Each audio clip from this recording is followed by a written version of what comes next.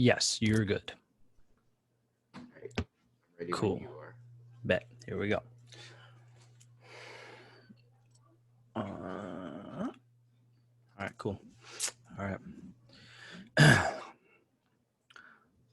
Welcome back, everybody, to another episode of the Sports Gaming Anonymous podcast. I am Flash, SGA Flash, Flash Extreme, whatever. I'm known by many different things, but we could just keep it simple and just go with Flash. How about that? And joining me today, tonight, whatever, is Dre Dubs, officially. What's up? Nickname. The producer, the best producer in the business. New nickname alert, or an actual nickname alert. Let's do that. Yeah. We don't know if new nickname alert. We don't know if that's copyright or trademark. I don't think it is. We don't. Neither. So but hey, it feels good to be here. We're still keeping our streak alive. We are, and we're just gonna keep doing that. I mean, whether you're here for not just content, but some of us, we're here for these personalities, and at least two of them are here. So I'm your official, unofficial host at this point, clearly, of this podcast, and I'm gonna go ahead and stamp that. Eventually, I'll just drop the unofficial. We don't really. It's not a thing anymore. Unless you're working a business somewhere. But yeah, so here we are, another week. And I guess really at the time of this recording, the NFL is back officially in full slate, because there was a Thursday game, but it never feels the same until you hit Sunday. So here we are. Like I said, the NFL is back, and some of us care more than others. I will say that. For different reasons though, right? Like my reasons for caring are, it's football. I like football. It's probably the sport I'm most fashion, being my quote unquote favorite sport that I watch. But I think the factors of not just the state of the world, right, and just like things just being so off kilter, where everything happened with the NBA, the off and on, and just like things are weird. And my team is, I mentioned this before somewhere, I don't remember where, but it was very much known as a Jaguars fan that we were taking a year off. We were just kind of in tank for Trevor mode, right?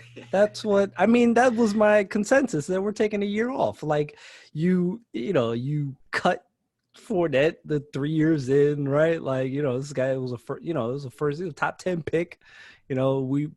We know what happened with the defense. We cut bait on that. We traded the entire, started with, from Calais Campbell to Ramsey to Ngakoue to like everybody just gone, traded or cut. Everybody except Miles Boye traded. Like, even the guy who was slated to start at safety this year traded. Like, just gone. And he wasn't even a big time name. They could produce and help you get wins. Get them out of here. Traded. Get them out of here. So now, aside from Miles Jack, we got the replacement squad out there. Literally, we got the replacements. We got undrafted rookies. It's a ragtag bunch. But here we are at this time of recording, 1-0. How the Colts managed to lose this game, I don't know. Look. Gardner Minshew is going to make me very upset because he is killing Tank for Trevor out the gate. We were supposed to start off 0-1. I'm not happy. Also, I didn't realize, I forgot DJ Chark went to the Pro Bowl last year. I guess he got in as a reserve. I'm not sure. I don't know if he was an outright vote or I don't think he was an outright vote. No. But I'm pretty sure he got in a reserve, But even to get in as a reserve, one or two guys decide they don't want to play, you're still on a short list, of people that are on that reserve list to get in. So he did get enough votage to get on the reserve list, which says something. I mean, he's talented. He's got talent. I'm surprised they didn't trade him too. Like, well, you're a Pro Bowler? Nah, you got to get about here. He's the last guy on offense at any skill position that has any, talent, kind of production-wise, like I'm sure some of those guys got talent, but he's actually produced, right? So it's just like, so Gardner Minshew goes out there, attempts 20 passes and completes 19 of them, and throws for, what was it, 3 touchdowns? Yeah. Come on, son. CJ Henderson had an interception. Shout out to him, first round pick. What was he, 6th overall pick, whatever pick we had. I'm just like, which I'm happy about that. So I'm good on that because I don't mind the rebuild from the defensive standpoint. That's fine. If you're cutting bait and you take a guy in the first round, Florida guy, cool. I'm fine. I don't need Gardner Minshew to be good. I don't need at the end of this to turn out like, oh, he's a good quarterback. So I'm like, I watched the highlights because I don't care to watch games anymore. So I watched the highlights. YouTube's got the great 11 and a half minutes of highlights for you to watch, which is fine. You almost feel like you watched the whole game after that. So I'm like, I watched Gardner Minshew make every throw on the tree, deep out, slant, out route, fade, check down, screen, everything. And subsequently also watched him take sacks to avoid putting the ball in harm's way. Very a la Aaron Rodgers, right? Because he's become famous for that in recent years. Mm-hmm. And I'm just like, which is great, right? Because I watch it and they're like, oh, he held onto the ball a little too long. And I'm like, yeah, one could look at it that way. Or you could look at it as nobody was open and I'm just going to go ahead and eat this sack because otherwise, I'm putting the ball where it could be intercepted, which good on him. I just don't know how I feel about the realization that Gardner Minshew might be a legit good starting quarterback. I just don't. There's something about it. And the crazy part about this, I've said this before, is that I like him. I like his personality. I like his swag. I like his humor. Character. Like he's absolutely a character. It's great. He's got quips. He's got jokes. Like I just something in my gut though is just like, man, I really want Trevor Lawrence though, because my brain is just like is stuck in that like Trevor Lawrence is like the and not so prototypical like 6'5" pocket guy, blah blah blah blah blah. But Trevor Lawrence is like kind of the new age of quarterback. He can run. He's got great accuracy. He can create when plays break down, which is cool. But I watched Minshew today and I'm like, is he doing that now? Like he's doing the same thing. I'm like, I'm so conflicted. So I'll tell you what the problem mainly just is that. And the running back out of Illinois State, Trevor looks like a franchise quarterback. Shout out to NFL. I think that's what it is. And then at the end of the day, Minshew can do everything right. He can win you games. He can have the best stat line, everything. He just doesn't look like a franchise quarterback, and that's why my hang up, which is weird because I don't usually care about stuff like that. I'm just because look at all the guys. Look at all the guys all around the league. You've got Tom Brady, Drew Brees, Carson Wentz, Aaron Rodgers, even Kirk Cousins. Will throw him in there. Ugh, why? Don't do that. Take him off. Phillip Rivers. Well, this is all for a point. Phillip Rivers. Still take out Patrick Mahomes. Like guys like that. Like their stature, they look like franchise quarterbacks.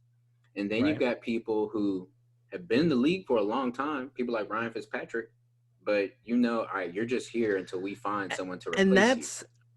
And then you've got people like Dak Prescott where they perform well, but it just hasn't produced results in the playoffs. So when it comes time to pay you, they're like, I don't know if I want to pay you, and, do you get into the battle that they're into right now? And then there's Lamar Jackson. You got Lamar Jackson, who was put into, and I think for him, he was put into a great situation where, his coach they were was like, we're going to, whatever you can do good, that's what our offense is. Like, so he didn't have to change himself to fit the offense that the coach wanted to do. The coach was like, what do you do best? They went and got an offensive coordinator that could perform and call plays, to utilize his abilities, as best as possible. So that's the only thing. Minshew is he's in that mold of you perform well, you do well, but are you a franchise guy? Right. Like, and I'm not sure. And I think it's the mustache. No, I love the mustache. The mustache is great. No, I'm just talking about for the league. Like, I think the reason the league doesn't see him as a franchise quarterback is because of the mustache. You saw how people rag Aaron Rodgers when he grew out his mustache. See, that's different though. His was dirty looking. His was like real, like creepy, like real 70s porn star pedophilia. Like it's just like, no, that's not. Cut that. Do something with that. That's terrible. Minshew's is like Uncle Rico. That was the Minshew like mania last year. I was like, yo, it's Uncle Rico. Like, the dude is Uncle Rico in the flesh. Like, and I'm just like, and I'm not. If he can play, he can play. That like if you told me Gardner Minshew's career, if we you know flash forward like 15 years, and you told me Gardner Minshew's career was going to end out being like Mark Brunell's, I'd be like, okay, let's do like sign me up. I'm good. Like let's do it. I'm ready. Like we don't need forget Trevor Lawrence. Let's do what we got to do this year. Establish whatever we got to establish with these young guys. Get a chemistry going. Bring some more talent in the draft. Lord knows we have picks and salary cap. So we got, which the salary cap's a myth anyway. But even with that being true, we're so far under that we got money to spend on top of going over. So we got cap space and we got picks. We got all kind of picks because we were just trading starters for picks. We were doing the Madden of real life. Just what can I get for picks? We're just like, how many picks can I get in this next draft? So we got picks, we got money. So you know what? Whoever's a free agent next year that's going to fit into our mold, let's get them in here. Whoever's coming out in the draft, talent-wise, that's not a quarterback. I mean, we still need guys on defense. We ain't gonna need a pass rusher because we done got rid of all of those. I mean, got Josh Allen. I can remember. I was gonna say you still got Allen. We got Josh Allen. We got Miles Jack. So you got Henderson. One player for each level. You got Allen on the line, Jack at linebacker, and then Henderson. So fine, we got something to build on. We got something to go off of, which is the same thing we had to go off of before we built the 2017 team that went to the AFC Championship. That so it became Ramsey and Boye and Campbell and Jack and Telvin Smith and and Ngakoue. Like we were busting heads. So we've got that same core. I guess that was ages ago. It was. It felt like it was ages ago. Like that was like a lifetime ago. Like things have crumbled to pieces so fast as like frequently does in Jacksonville. We're great, and then terrible shortly thereafter. We always have a window, and if we miss it, it's 8 years of mediocrity. At least you're not the Browns. So, at least we're not the Browns. We can say we've at least gotten to the AFC title game within recent memory. People remember it. That's enough.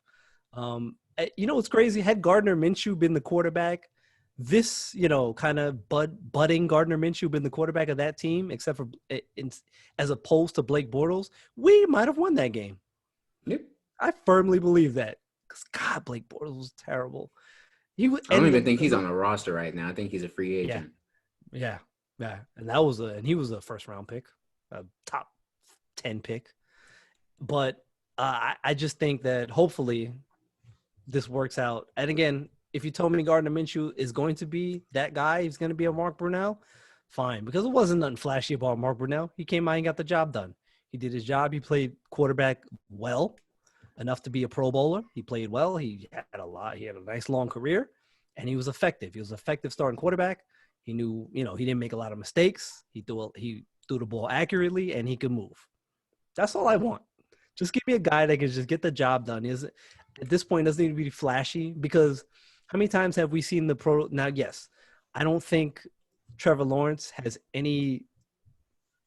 Maybe there's a minute percentage chance of him being not great or a bust, right? But I feel like now it's very hang on. slim. I really think that when it comes to quarterbacks, I really think it depends on. Oh, granted, you have to have the skill no matter what. Yeah. But I think it also depends on your situation that you're drafted into, because look at someone. You could just be Blake Bortles. Yeah, or you could just be Blake Bortles. Because look at. Let me see.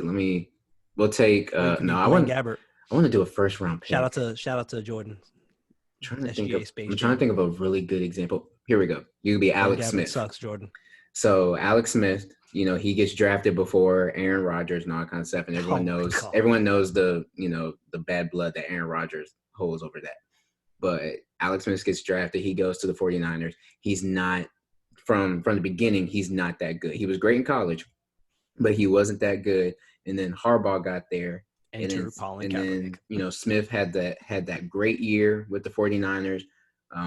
But then Harbaugh pretty much did the same thing. Actually, both times this happened to Alex Smith. Because the first time, Alex Smith has a great year. And then the next year, they're like, okay, but we're going with Kaepernick instead. And they went off with Kaepernick. Kaepernick, took them to the Super Bowl, all that kind of stuff. Alex Smith goes to Kansas City. Kansas City drafts Patrick Mahomes. Alex Smith still has a great season, right. And Patrick Mahomes just sits on the bench the whole year. I think he only played in the last game of the season. I think that's it. But then the next year, they were like, "Hey, Alex Smith, we're going with Patrick Mahomes." I feel like the Kansas City situation was different though, because it was kind of like, okay, well, that was planned. This guy, we know this guy is coming in to take this job. So, but they did not expect Patrick Mahomes to go out and throw 50 touchdowns in his first official season. Of course not. Like no one expects that. But so in that sense, they were still expecting him grooming him to take his job. Right. So in that sense, like Alex Smith, like those years that he wasn't performing very well, granted, the 49ers didn't have the best team around him. They didn't have the best coaching and all that kind of stuff outside of Frank Gore. Frank Gore, he's a legend. Timeless. But did he officially retire? No, he's on the Jets right now. Or that's right. I was trying to figure out what team. Yeah, I think he's on the Jets right now. Nobody can keep track where he's I'm hoping he actually, because his son's a freshman. Right now. So if he can hold out for another, 2-3 years, could you imagine? I don't think there's ever been a father-son running back duo in the NFL. I mean, it's happened in baseball. We got the Griffies. You can play, 30 years in baseball. But yeah, like and, LeBron's trying to do the same thing. If anybody could pull it off, he probably can. Right. But for football, that's crazy. That's never happened. That's tough to pull off. So I'm rooting for him to stay in the league for a few more years just to see if that's even, especially at running back. Frank Gore's been playing forever. Like first the sidebar, Frank Gore is excellent. Forever, Frank Gore is the best running back most people have never seen play. like Frank Gore. Let me actually look up what his stat line was today. Frank Gore stat line today. Oh, okay. Frank Gore is getting into the Hall of Fame, and for anybody who thinks he doesn't deserve to be there, stop watching football because you know nothing about the game. Like he's got the numbers, and yeah, sure, he's got the longevity to have the numbers, but at the same time, producing is producing, bro. Emmitt Smith played forever to get that running back title. Like, let's not forget that either. He had to get. He left the Cowboys, had to go there. So Frank Gore today, he only had 6 rushes, but he had 6 rushes for 24 yards, so he averaged 4 yards a carry. Productive at his age, especially. The Jets only ran the ball 15 times today because they were down big to the Bills. It's trash. Who cares? Josh Allen probably lit. I was going to start him too. You probably should have. He had 312 passing yards and 2 touchdowns, and 57 rushing yards and a rushing touchdown. So 3 total touchdowns.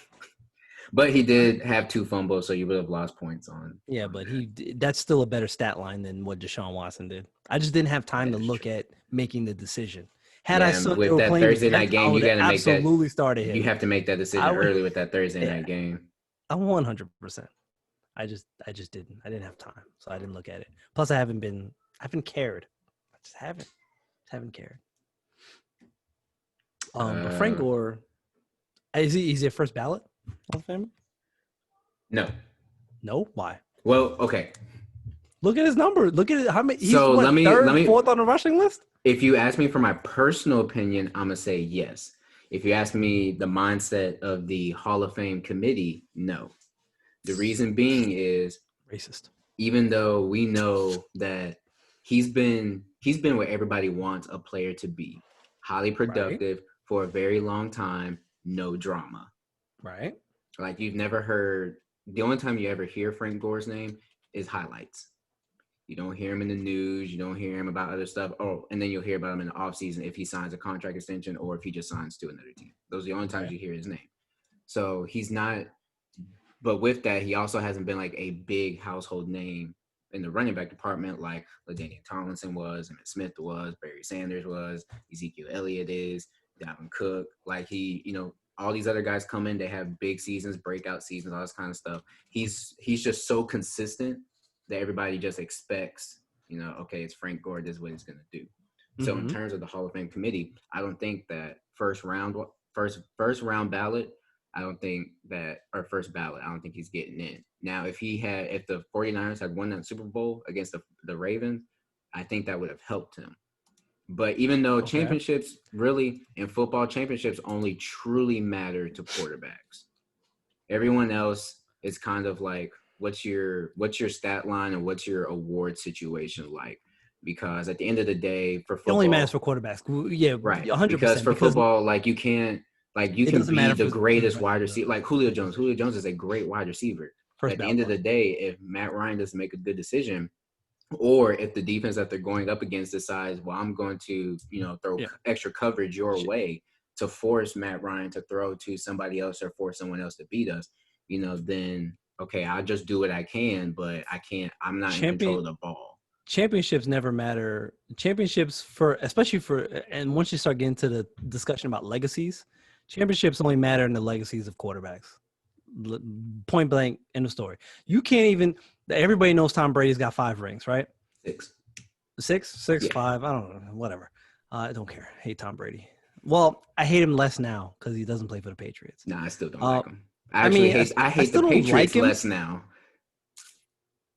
No, I hate the Patriots less than I do Tom Brady. No, mine's still the same. It's Boston. It's a Boston area team. Oh, that's right. You're a Celtics fan and a Yankees Boston fan. Which person. I don't know. But you're a Celtics fan and a Yankees fan, which I still haven't figured out. But it's okay. We've talked about it, but I still don't. It's the military. I still don't care for the. Yeah, I know. I'm sorry. Yes, but those two things don't go together. If you look at all my favorite teams, all those cities hate one another. Like for football, right. I'm an Eagles fan. For baseball, Philly, I'm a Yankees Boston, fan. New York. For I don't basketball, even know. I'm a Boston fan. Like you are the worst. Blame me not growing up in a single city my whole life where we've got one sport team that everyone can root for. With military, I'm moving around in different situations. I like different teams. Yeah, But getting back to my point, championships only matter for the legacy of quarterbacks. Deion Sanders is probably the greatest cornerback ever. And off the top of your head, you can't tell me how many rings he's got without thinking about it. And I'm pretty sure the answer is 2, because I think it was 1 with 49ers, 1 with the Cowboys. But some people would take time to think about it. Like, did he win a 3rd one? Was it just 1? I'm not sure. Hold on, let me look it up. Like, you got to think about it. We know Joe Montana, what was it, 3? Something like that? 4? 3? I forgot. 4, I think. 4, 3. But we're in the range. Danny cell phone. We're in the ballpark. Lawrence Taylor is what? Who's probably the greatest defensive player ever. 1. But it doesn't matter. It doesn't matter. Like, we don't think of him as not the greatest defensive player ever because he only got 1 Pro Bowl. I mean, 1 championship. But had Tom Brady... Joe Montana won 4 Super Bowls. Right. Had Tom Brady only won 1 championship, where would his legacy sit? But see, here's my issue. In the history of would everybody still be like, oh, Tom Brady's the GOAT and not Joe Montana? But here's my issue with, and here's why I kind of have a disdain for Tom Brady. It's because Tom Brady's not better than Joe Montana. Get off my lawn. He pretty much has played two careers. The first half of his career before he got hurt is the beginning all the way up until his ACL injury. Yeah. And in that time frame, he won against the Rams, the Panthers, and the Eagles. All of those games, there was some type of like controversy like behind them winning. First of all, you got Spygate. The Spygate, and before Spygate was, damn, what is it called? No, Spygate was first. Deflategate was after. Yeah, not Deflategate. The Tuck rule. Tuck rule against the Raiders.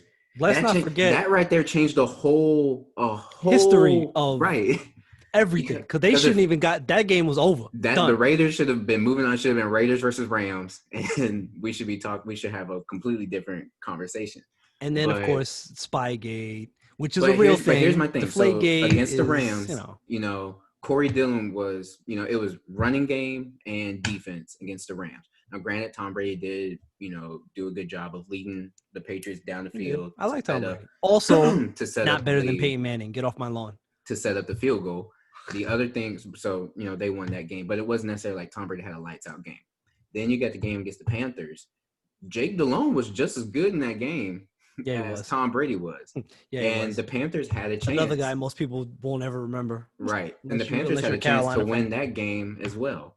And then, of course, the game against us, we've got T.O. out there on a broken leg, playing. The Eagles probably would have won that game. And we should have won that game. But we're on the same thing that, hey, they had, we all know what happened with Spy Game. But anywho. Shit. So those even were even the 2017 loss to y'all, they shouldn't even gotten to the championship. They shouldn't even got to the damn Super Bowl in the first place. But right. But hang on, hold up, we still going through. So then you've got the game against the Giants. So the Giants proved we're just going with the first one. So his first Super Bowl loss. So now you're saying, okay, this is how you get to Tom Brady. You gotta hit him. You got to rough them up. And granted, you could say that about almost any quarterback, but there are those guys that when you hit them and you rough them up, like you knock them off their game. And that's because Tom Brady is the quintessential pocket passing quarterback. He ain't going nowhere. So if it's further than 3 yards up the field or down the field, he runs so slow it looks like he's running backwards. But Tom Brady is the most unathletic athlete I've ever seen in my life. That's true. Now, I'm not getting on that subject. So that's the thing. So they got to him, they knocked him off his game, knocked him off his rhythm, and the Giants were able to do just enough to stay in that game because they absolutely did not have an offense. They did not have an offense that could have kept pace with the Patriots offense, even though they did in the regular season because they played each other in the last game of the regular season and the Patriots won, I think by like 3 points or 4 points, something like that. Then they played the Giants again. Same thing almost kind of happens. Like both times the Giants win, Eli Manning just throws a ridiculous pass that gets caught. You got David Tyree in the first one, and then you got Mario Manningham in the second one. No, that was a good catch. That wasn't like that was a good pass. The first pass was a miracle pass. Best throw of Eli's whole career. It was probably the only good throw of Eli's career. Let's just be honest about that. Their next Super Bowl was then against the Seahawks. The Seahawks should have won. Oh, don't even that Super Bowl. I don't even like talking about that. I try to forget that. I try to put it to like the back of my memory bank, and every time somebody brings it up, I instantly get upset because that had everything to do with whoever was, in charge of things. Pete Carroll. Here's what I think what was happening. I think Pete Carroll. MVP. I think he wanted Russell Wilson to be the hero. Yes. Like did not want Marshawn Lynch. Russell Wilson, you took down Tom Brady. Yes, not Marshawn Lynch. Not the defense took down Tom Brady. Not had they Marshawn put that Lynch ball took down like in Beast Mode's gut and he scores that touchdown. He's the MVP of that Super Bowl. Like, there's no question about that. So and the thing is, like, Russell Wilson was playing well.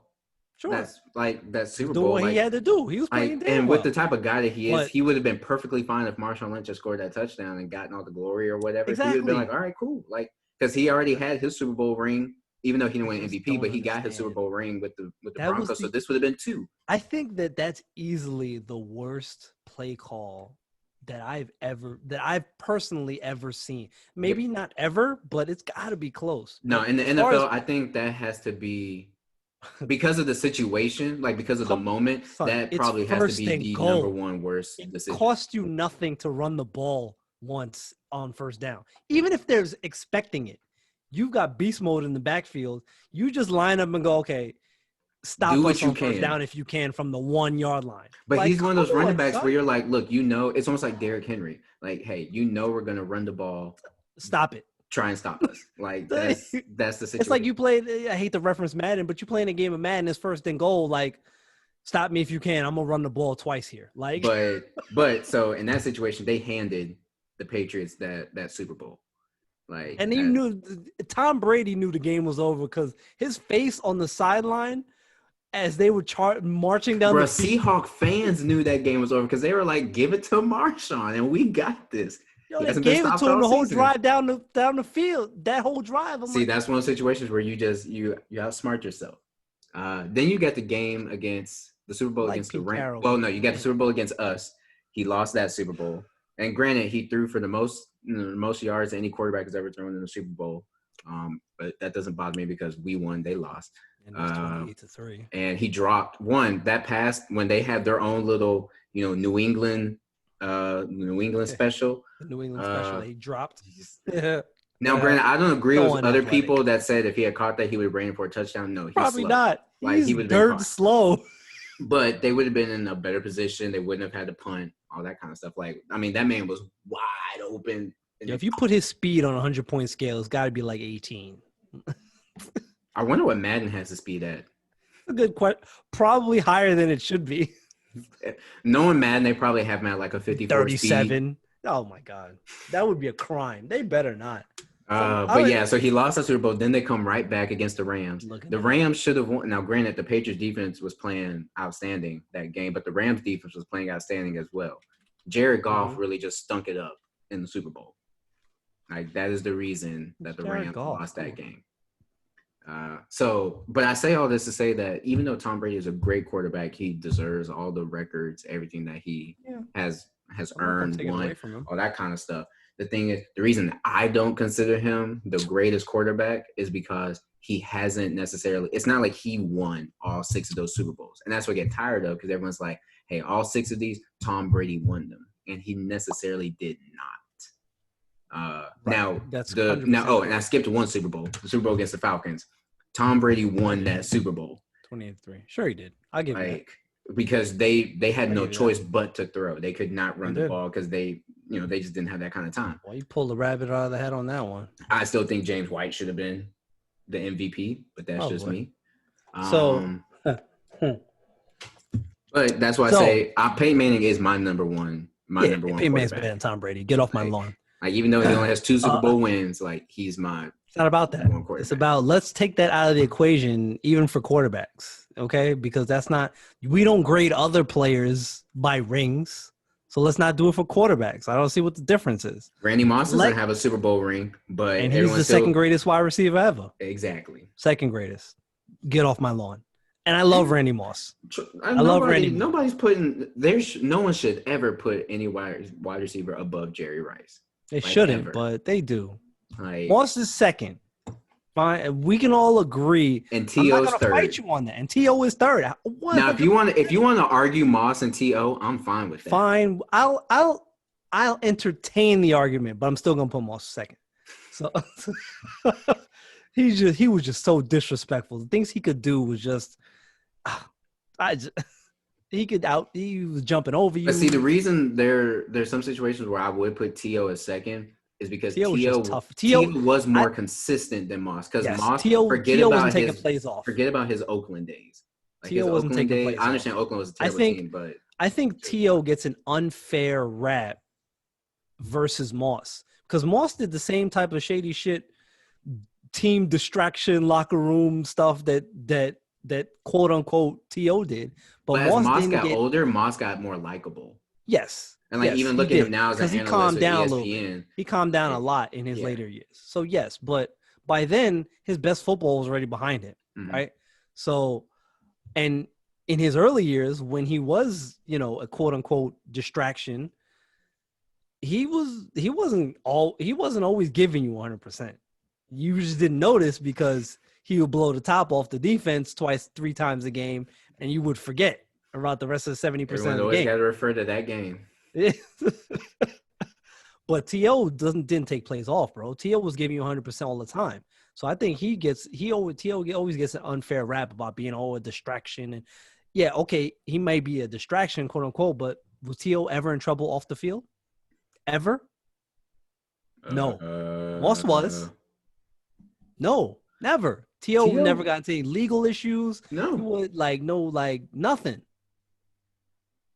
That's why I hate, T.O. always gets this bad rap. He just, he's this and he's that. Dude was just out there. He was just passionate. He was truly just passionate. Did he want the ball? Yes. He's a receiver. And he's probably the best receiver on your team. Yes, he wants the ball. But so that's another situation that's different between T.O. and Moss. Because when Moss came into the league, he was paired with Chris Carter. Right. So, it's not like he could come in and be like, oh, y'all have to get me the ball. He had to learn from the get-go. Hey, there's some games I'm going to get it. There's some games you're going to get it.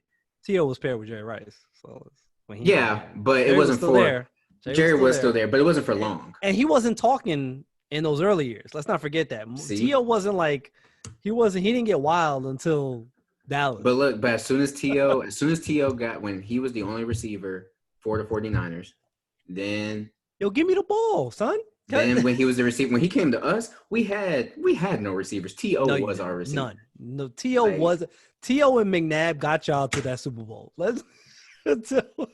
There's no reason to sugarcoat it or pretend like that's not the case. That's why y'all got and to the be Super honest, Bowl. outside of T.O., we haven't had since I've been an Eagles fan throughout my Before whole or life. after. Like the closest we've had to having Fred production, the closest we've had to having production at the wide receiver position like T.O. is when we had the combination of D-Jack and Macklin. And even that, Macklin was probably your next overall. And the thing was, Macklin was Philly. inconsistent because he would get hurt. Yeah, I mean that's just that. I mean, but when he was on the field though, he was getting. But that first year, Chip Kelly's first year even though we all hate Racist. Chip Kelly, but that first year that he was our coach, like Jackson, Macklin, and Cooper, they all had tremendous seasons.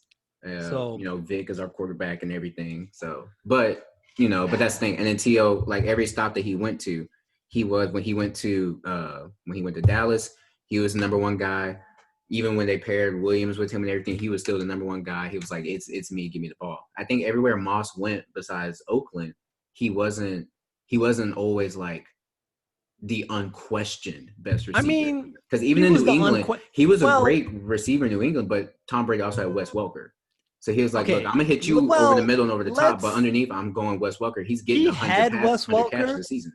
But how many touchdowns did Moss score that year? Like he scored 23. Well, no, I'm not saying that he didn't perform, but Moss knew going in, like, hey, I know Brady's going to get the ball. That shit against Revis, just he took 3 steps. But you're talking about highlights though, like Brady. That was one of the touchdowns. Brady is always going to go to his underneath guys because he doesn't have a rocket unless he has Moss. But even then, in fairness, he didn't have a receiver that could do that before Moss got there. True, but all 23 of those touchdowns weren't like 40, 50 plus yard bombs. I don't know, man. We're gonna have to look that up too. I mean, they weren't all that, but I'm sure a lot of them jokers was over 20 yards. Even that one where he threw up the hand on Revis, that was like 30 yards. Let's see here. Randy Moss. We have to get a number on that. But while you look that up, I got something for you. What's up? Wow, there's a video of all 23 touchdowns. Of course there is. Why wouldn't there be? So I've reviewed Madden 21 on reviews. Go check that out. A lot of you have. Appreciate that. Go watch it again and hit a like if you didn't hit the like the first time. So go check out my Madden 21 review on reviews under the Sports Gaming Anonymous YouTube page. It's there. It's trash. So enough time has passed. The statute of limitations has passed. I gave it a 5.1. It sucks. Don't buy it unless you play MUT. Okay? Because that's all they care about, and those are the only gamers. That's the only section of the game they care about. So if you play MUT, Madden is worth $60 for you. Go buy it. Have fun. If not, don't buy it. If you're a franchise gamer, don't buy Madden 21. But this probably past the time. You probably bought it by now or whatever. So I'm sorry. Hopefully you watched the review and didn't buy it. So, and I say all that to say, tell me what Tom Brady's speed rating is on Madden 21. Don't look it up. Don't look it up. Because I looked it up and I have the answer. But I need you to tell me what you think it is. Well, I already told you what I thought it was. Oh, did you? Remember I said it's a 54? 60. What? 60. 60. In year 20, what? 2, year 20. Is it at 20? 40. Yeah. At 40, 42. Is he 40, 42, something like that, right? Yeah, he in his early 40s. Not only that, for a guy was never fast, ever, not mobile, and old, 60. Oh, okay. I just saw a short touchdown pass to Moss. Short? What was it, 10 yards? It was like 8. 60. How was that? How? Not that that's blazing speed, but come on, 60? Like as it for anybody that doesn't know, as that would equate to, and his acceleration is a 66. What? Bro, what is going on here? See, this is why I can tell y'all, stay away from this game. Oh God. He shouldn't even be able to get, that means that he's fast and quick enough to at least get out of harm's way and get up the field as it equates in this game. 60 and 66. 66 acceleration. Bro, how? That doesn't even make sense. Oh, God. All right. While I try to find something to compare it to. Oh, and right now we're up to 4 touchdowns that have not been long bombs. Oh, my God. I hate you. Okay. So, I would like to again question you. I've got a second one upcoming. Okay. About something way more positive. Because I didn't let the Frank Gore thing go either. And we didn't come up on a definitive rank. And I say rank, I mean placement. Mm-hmm. Where do you remember at the moment if Frank Gore sits on the all-time rushing list? Isn't he 6? Okay. Frank Gore at the moment is 3rd on the all-time rushing list. So 3rd. He's only behind Emmitt Smith and LaDainian Tomlinson? 18 355. Walter Payton 16 726. Oh, LaDainian Tomlinson second in touchdowns. That's right. Right. Frank Gore 15 347. And just past Barry Sanders, who was 15,269. 3rd, bro. I'm telling you, me personally, I'm putting him and in Adrian first Peterson ballot. is 5th. And he ran for, I think, like 93 yards today with the Lions. If he has a decent 800 more yards, and he'll cross 15,000, and he will be one of the only 5 guys to cross 15,000 yards. If he How can is stay that not healthy, first ballot though? If he can stay healthy all 16 years, I think he gets in. I think he gets that no problem. Frank Gore right now, he came into the league in 2005. But I'm telling you, I don't know what the Hall of Fame committee. At the end of this year, it's gonna be 15 years for a running back. I don't know what the Hall of Fame committee is looking at, but I'm telling you, it's because he's not flashy. If he doesn't get in first ballot, that's why. Okay, let me just run down the names. I'm gonna give you the top 16 names, right, of guys on the list, and I'm gonna fire it off real quick. Emmitt Smith, Walter Payton, Frank Gore, Barry Sanders, Adrian Peterson, Curtis Martin is 6th. I'm going in order. Curtis Martin still isn't in the Hall of Fame. Is he in the Hall of Fame? Yes, he is. And I'm getting that's my next point. But he wasn't first ballot. He had to wait. But that's different. He didn't. Okay, I digress. But he doesn't have a Super Bowl just like Frank Gore. Hey, Curtis Martin. He also does it. He also has 1,100 yards less. But also, how many seasons did he play? Like, how many seasons did it take him to get what he? 10. So, see, he might have gotten it faster than what Gore did. Possibly. And he's 6. LaDainian Tomlinson, Jerome Bettis, Eric Dickerson, Tony Dorsett, Jim Brown, Marshall Faulk, Edgerrin James, Marcus Allen, Franco Harris, Thurman Thomas. That's the top 16. And I cut it off there for a very specific reason because number 17. That was just rushing yards, right? That's just rushing yards. Okay. Because number 17 is Fred Taylor. So let Fred in is going to be my new hashtag. And I don't care who he ended up playing with. Fred Taylor's a Jaguar for life. Because he only played the second, he played a couple of a year or two, whatever, with the Patriots after he left Jacksonville. So hey, he was trying to get a ring. He was trying to get a ring. I'm not mad at him. And he played for 12 seasons. Okay. Now, before we finish this, he had a lot of injury let you problems. know that of those 23 touchdowns, at least 14 of them were like less than 30 yards. Yeah. A lot of them, quite frankly, were actually like within 5 yards of the goal line, like fades and quick slants and stuff. Going up top, which more So, so proves the point why he wanted to get the ball in but Moss's so I'm hands gonna say anyway. this because this also is another thing about Tom Brady. Tom Brady's arm does not last a season because while I was watching Yeah. all 23 of those touchdowns, all of his long bomb touchdowns were in the early part of the season because it went in the order of the games they played.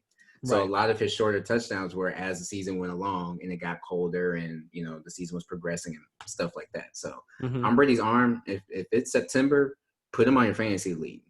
Once it hits October, November, drop him. Like it ain't. But going ahead back to the running backs. So those top, I cut off at 16 because of those 16 names, the only two guys that aren't in the Hall of Fame are Frank Gore and Adrian Peterson. Okay, the other Now, 14 guys are but all of those in the Hall of 14 Fame. guys, how many of them were first ballot? I don't have the follow-up answer to that question. Because I think I could probably look that up. I don't think Curtis Martin was a first ballot. I don't think so. And again, I'm gonna say this real quick before you continue. Mm-hmm. Edgerrin James is the Hall of Fame. I agree. He got in. There's no reason why Fred Taylor shouldn't be in also, because they played around the same time. Edgerrin James was 99 in 2009. Fred Taylor was 98 to 2010. They had like the same, career arc, playing in the same division. There's no reason Edgerrin James should be in the Hall of Fame and not Fred Taylor did that. Now correct me if I'm wrong, but did both Fred Taylor and Maurice Jones-Drew rush for 1,000 yards in the season together? Yeah, I think that was I forget the year, but yeah, they were. That was like when Garrard was the quarterback and like one of the few and good the defense Jag seasons. 2008-ish, 2007, 2008 timeframe. Mm-hmm. But yeah, but Fred Taylor had injury problems in the early part of his career, so he missed a few. Fred Taylor was one of those rare guys that got like better as he got older. He had injury problems early because he was a young guy. Adrian James is also put into a great situation to be traded from the Cardinals to the Colts, and now you're playing with Peyton Manning for the majority of your career. Now it sucks for him that they let him go, and then like a season or two later they won the Super Bowl with Joseph Adai. But I mean, hey, that's how it kind of works out sometimes. Of those, here's the thing. Of the top 26 guys on the all-time rushing list, right? Mm-hmm. 3 of them play their entire career with one team. Can you name them? Okay, so 3 guys on the. Do you say top 26? Like the 26 first names on this list. And these are the top 26 rushing leaders. Rushing list of all time. Okay, so one is Barry Sanders. Correct. The other one is Walter Payton. Bingo. And then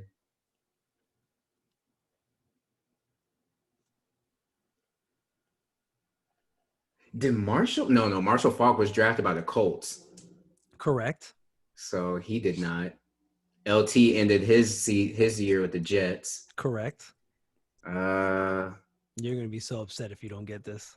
Curtis Martin didn't play with the Jets his entire career. No, he did not. We obviously know Frank Gore hasn't. He's been a journeyman running back these last few. Obviously, same thing with Adrian Peterson. This is great. Now I'm trying to think of the top 20 because at first you had me top 16, but you stretched the top 26. So now I'm trying to think I did. I only stressed the top 26 because the 27th guy played with one team as well. And it was just okay. So let me ask this question. Okay.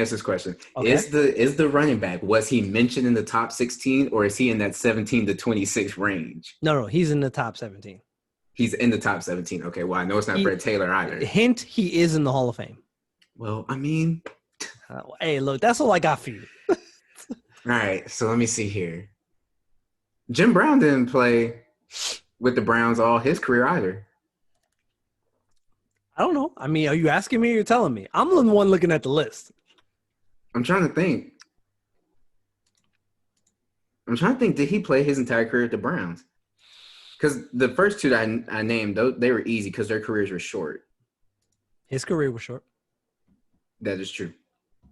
And there wasn't really free agency. There wasn't free agency in Jim Brown's day either. I think it might have been Jim Brown. That's your final answer? That's when. Can I ask you to list me off the top 16 again? Yes. Emmitt Smith, Walter Payton, Frank Gore, Barry Sanders, Adrian Peterson, Curtis Martin, LT, Jerome Bettis, Eric Dickerson, Dorsett, Jim Brown, Marshall Faulk, Edgerrin James, Wait a Marcus minute. Didn't Allen. Jerome Bettis play his entire career with the Steelers? I don't know. You asking me? You telling me? I think there's more than. Okay, I cut you off, but start at Jerome Bettis and continue working down the list. Jerome Bettis, Eric Dickerson, Tony Dorsett, Jim Brown, Marshall Faulk, Edgerrin James, Marcus Allen, Franco Harris, Thurman Thomas. See, Franco Harris and Thurman Thomas, they're before my time. A little bit. And I know, well, like Franco I know, Harris definitely, but like Thurman I Thomas. know of all these players, but I didn't necessarily like dissect their careers as to like who they played with. Like I know Franco Harris, if he did move to another team, like everything I know about him is from the Steelers. Right. Just like same with Thurman Thomas. You know him with the Bills. Right. Okay, I'm caveat or side note. Since you have the list pulled up, this has nothing to do with this. But Okay, what number is O.J. Simpson? 21. 21. Okay. Yes. I just remember I was watching Undisputed and Shannon Sharp was talking about how like a lot of people don't give O.J. Simpson credit because of like they don't. Because of his like his off the field his history, stuff. right? But O.J. Simpson was. But during his time, beast. like everybody wanted to be O.J. God, are you kidding me? Like, All right, but back to this. He played 10 years. All right, so I already got Barry Sanders and Walter Payton off rip. Like that's unquestioned. Jerome Bettis, I think, played his entire career with the Steelers. I think he played his entire career with the Steelers. I only know him with the Steelers. And obviously Super Bowl 40 was when they beat the Seahawks, and he said the bus stops here, which was great for him to win the Super Bowl in his hometown. And he retired there also. I can't remember if Curtis Martin only played with the Jets. I think he's. This is great. I love this. Curtis Martin, the best segment so far on this Curtis show. Martin and Jerome. This really tests my knowledge too, because like I know a lot about football, but this is like how far did I like dissect some people's careers. So like Jerome Bettis and Curtis Martin, they're kind of on the fence with me because I cannot recall. I really can't recall. But I'm pretty sure. I think that they played with one team. Definitely, I'm pretty sure Jerome Bettis did, unless he started like his career with someone else, like 1 or 2 seasons maybe. And then for Curtis Martin, his career was cut short because of injuries. Sure, that's relative. He was like 32, I think, when he finished. Yeah. But in those days, you guys were playing a little bit longer. So I guess I could say his prime was cut short because of injuries. Sure. Marcus Allen didn't play his entire career with the Raiders. No. I'm on the fence about Jim Brown also. I can't recall if he played his entire career with the Browns. So Curtis Martin, Jerome Bettis, and Jim Brown, those are 3 that I'm like, I know Marshall Faulk did not because he started with the Colts and then went to the Rams.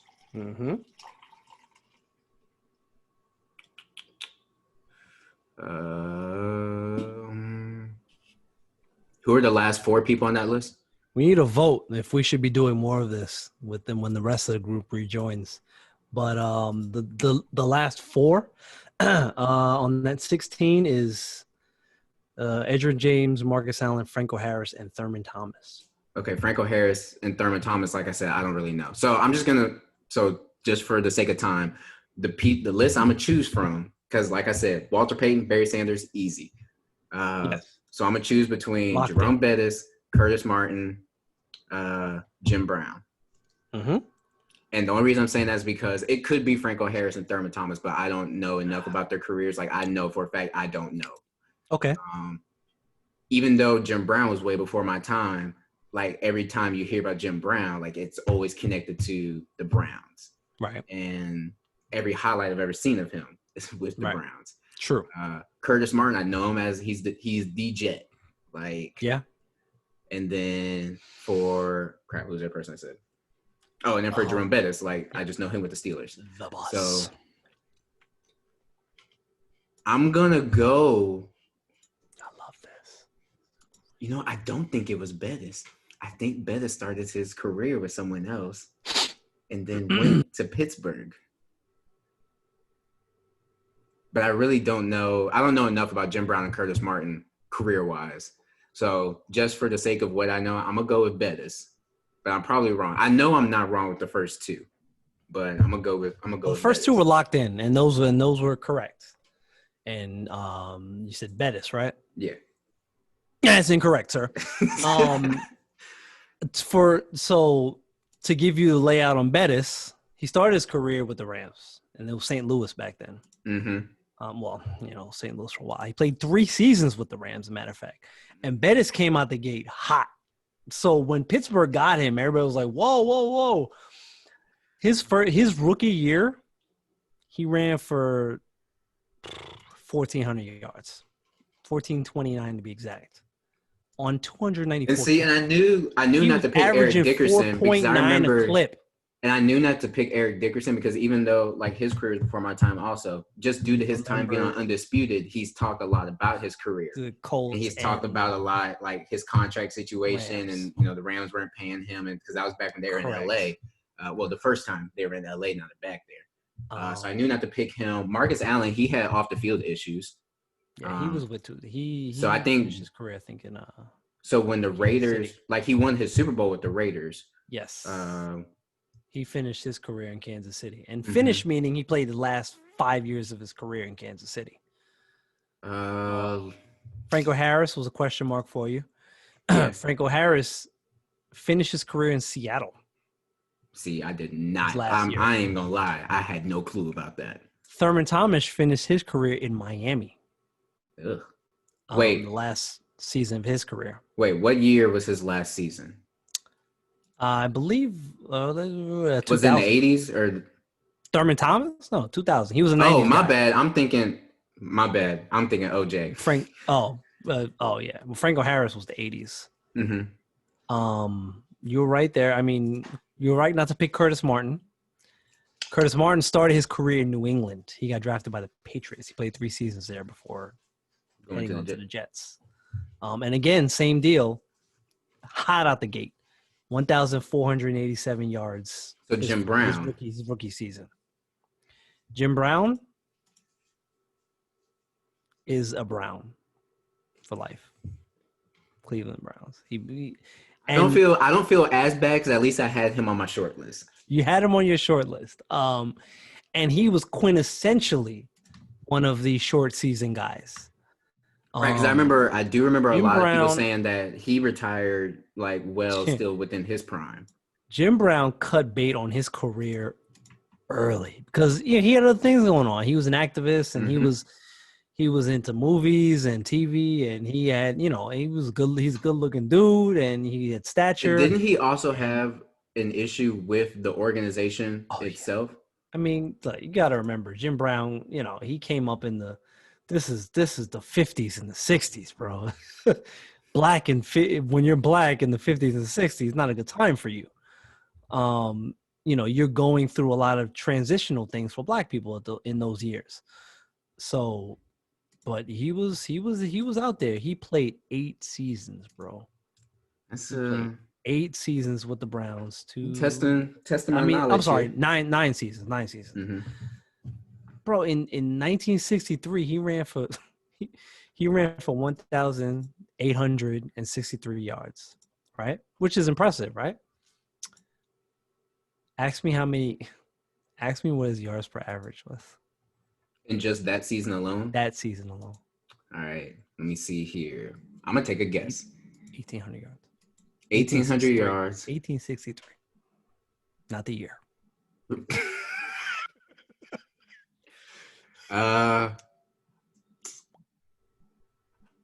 This probably has nothing to do with it, but how many touchdowns did he score that season? 12 touchdowns.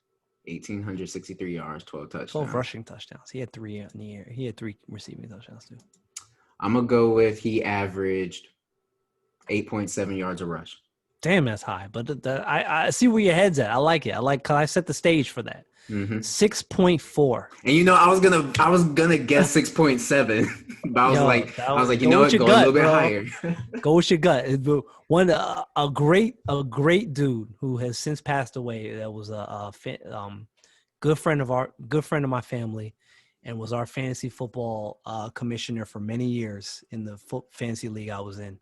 Used to always say, "Think long, think wrong." Yeah, my parents said the same thing, or my dad says it. He was a great dude, and rest in peace to Tyrone. But think long, think wrong. Like, but yo, and mind you, let me also preface this by saying that was a 14-game season. Yeah, I was going to ask you how many games were in the season because I knew it probably wasn't a 16-game season all the way back And then. like the first half of his career were 12-game seasons, bro. His second year in the league in a 12-game season, he put up 1,500 yards in 12 games. Are you shitting me? Yo, these dudes I'm like, and that's the same kind of thing with OJ Simpson. And that's Like, when defenses knew like passing ain't really a thing. Like you're going to run the ball. So like these are stacked boxes that these running yeah, backs are they running weren't. up There was nothing against. else happening. They weren't throwing the ball. It's like, yo, they're giving the ball to Brown. So what? Like what? Stop it. It wasn't until what the Steelers with like Lynn Swan and all of them when people were like, Start to okay, throw the ball a we little can bit. actually Yeah. start throwing the ball a little bit more. I mean, I know people threw the ball before then, but You know, that's when. the Steelers, the Vikings, Fran Tarkenton, like those, the Seahawks threw a lot, the Steve Largent days, like. But this OJ Simpson, because he had the first 2,000-yard season, right? Right. We all know that to be true. And We that's heard that's the what do you want to call it? That's the holy grail of a running back that is the season, holy running for grail. 2,000 yards. 1973. Because what? It's OJ, Jamal Lewis, Peterson. Uh, yes, you were correct thus far. I think Chris Johnson.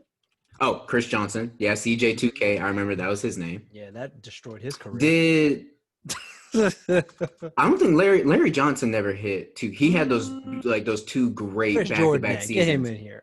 But I don't think Larry Johnson hit 2,000 yards. Here is the list of 2,000-yard rushers. Oh wait, just tell me how many names. Okay, I got you. I love this. This is great. This is about to become a segment on the SGA podcast officially. Because I've already got 3 of them. All right, here we go. Eric Dickerson. 5, 6, 7. 7. So All right. So how many you got? So I got 4. I said Eric Dickerson, Jamal Lewis, That's OJ, 1. That's 2. and Adrian Peterson. 3, 4. Yep. All right, and you said there's 7. Oh, Chris Johnson. That's 5. So there's 5. 2 more. All right, let me ask you this: Are they the other 2? Are they newer or older running backs? Define older. Okay, so was their prime pre or post the 2000 or the year 2000? Pre 2000 for both of them? Yep. Okay. So I know Marshall Faulk was the first person with 1,000 rushing and 1,000 receiving, but I don't think he hit 2,000 rushing. Mm-hmm. Let's see here. Did Eddie George ever hit 2K? I mean, I feel like is that a direct question? Because that kind of violates the rules of the game, sir.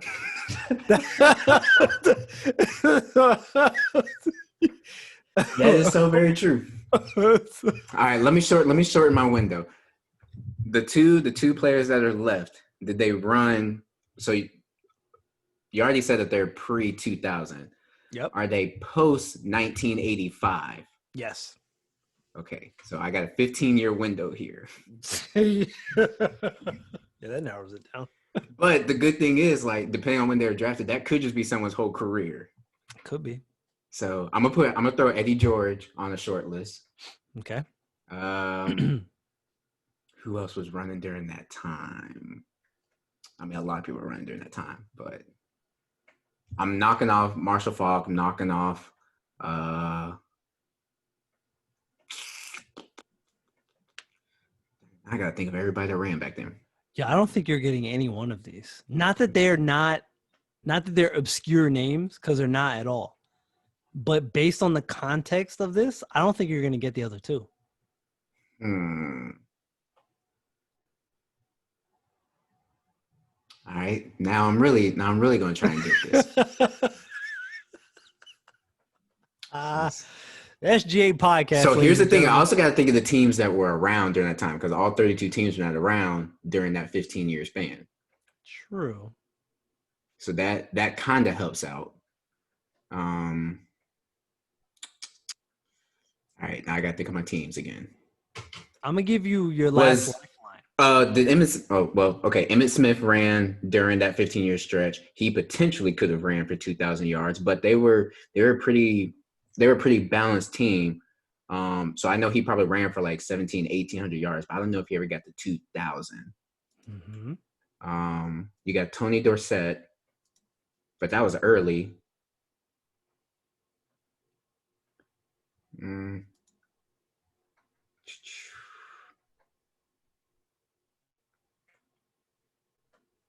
All right, I'm gonna use one hint. Give me any type of hint that you think might help. Both of these seasons were late 90s. Late 90s. Okay, so that throws out Tony Dorsett. Emmitt Smith could still be on that list. He didn't retire till the early 2000s. True, that's correct. So last season he ran for 937 yards. So both runners were in the late 90s. Jamal Lewis did it in TD, Terrell Davis. Correct. Stupid. Very good. Because he had a short career also. Yes, he did. But I remember he was very important to the Broncos. So that's 6 right there. So now I just need the 7th person. If you don't get it, you probably will be upset.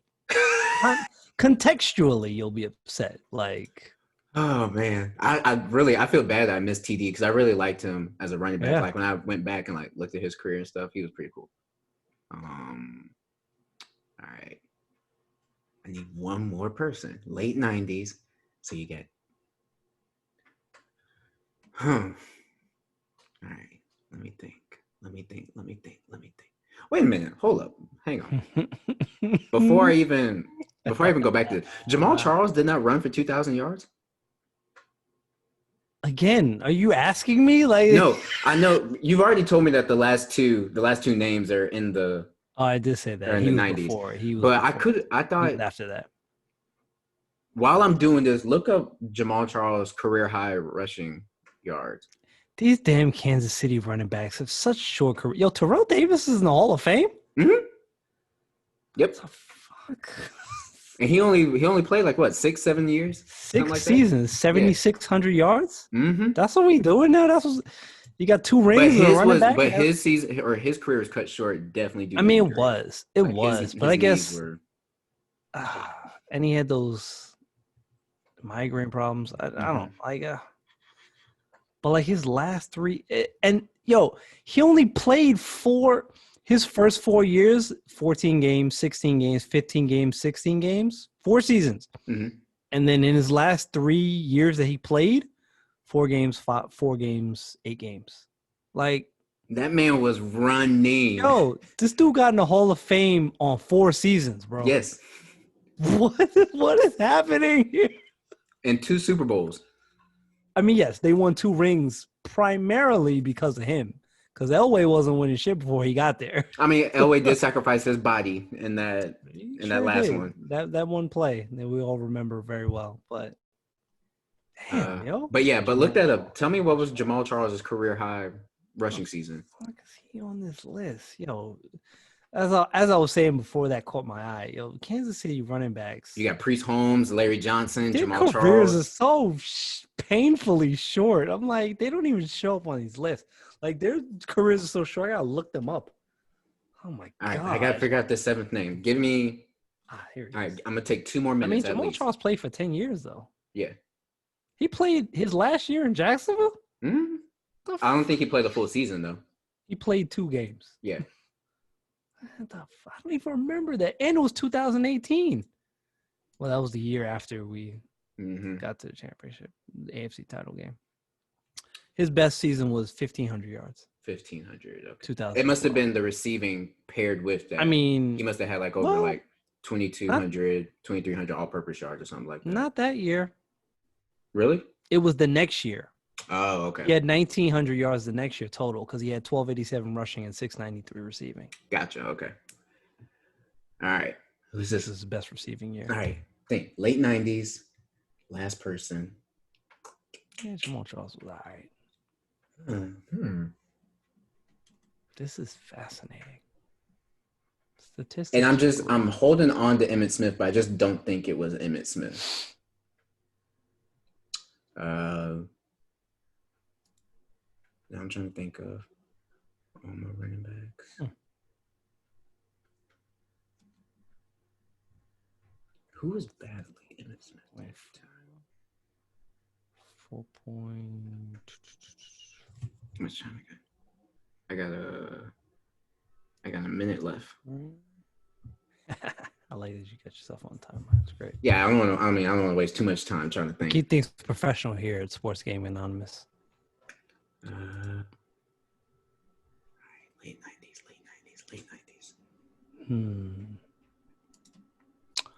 As he's thinking about that, man, I got so many. Oh man, this is great. I got so many good stats here to fire off. I've been looking up Madden 21. I'm trying to find a longer list of these quarterback speed ratings because, man, my brain just needs to have an answer for this stuff.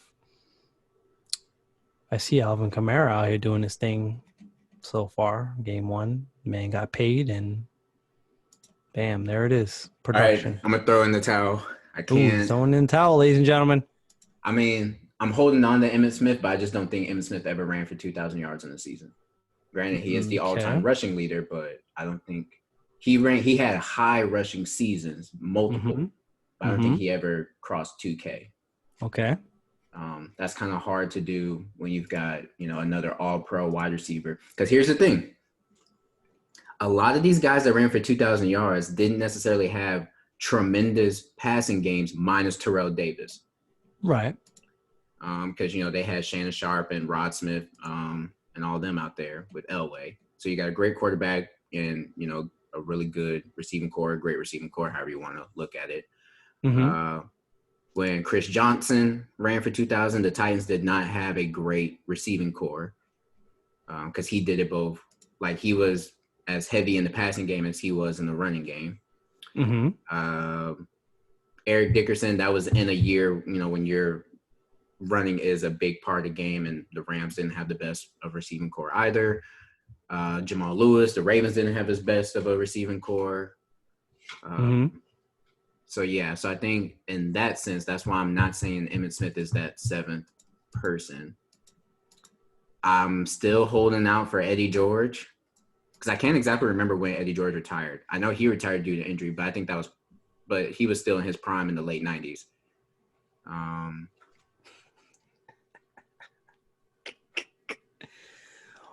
Woo! All right, who is the seventh person?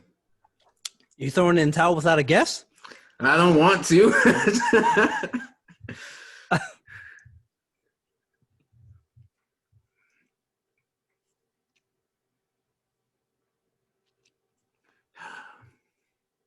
Let me ask you this. What's up? Is your guess amongst the names that you've already thrown out? Yes. Okay, then you're wrong.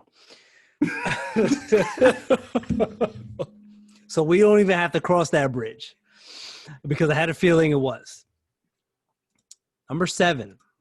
Or the seventh person on your list. Yeah. Barry Sanders. I'm not too mad at myself that I missed out on that. It's contextually, a lot of times people don't remember that he ran for 2,000 yards. Because I remember him running for high rushing yards, just like Emmitt Smith.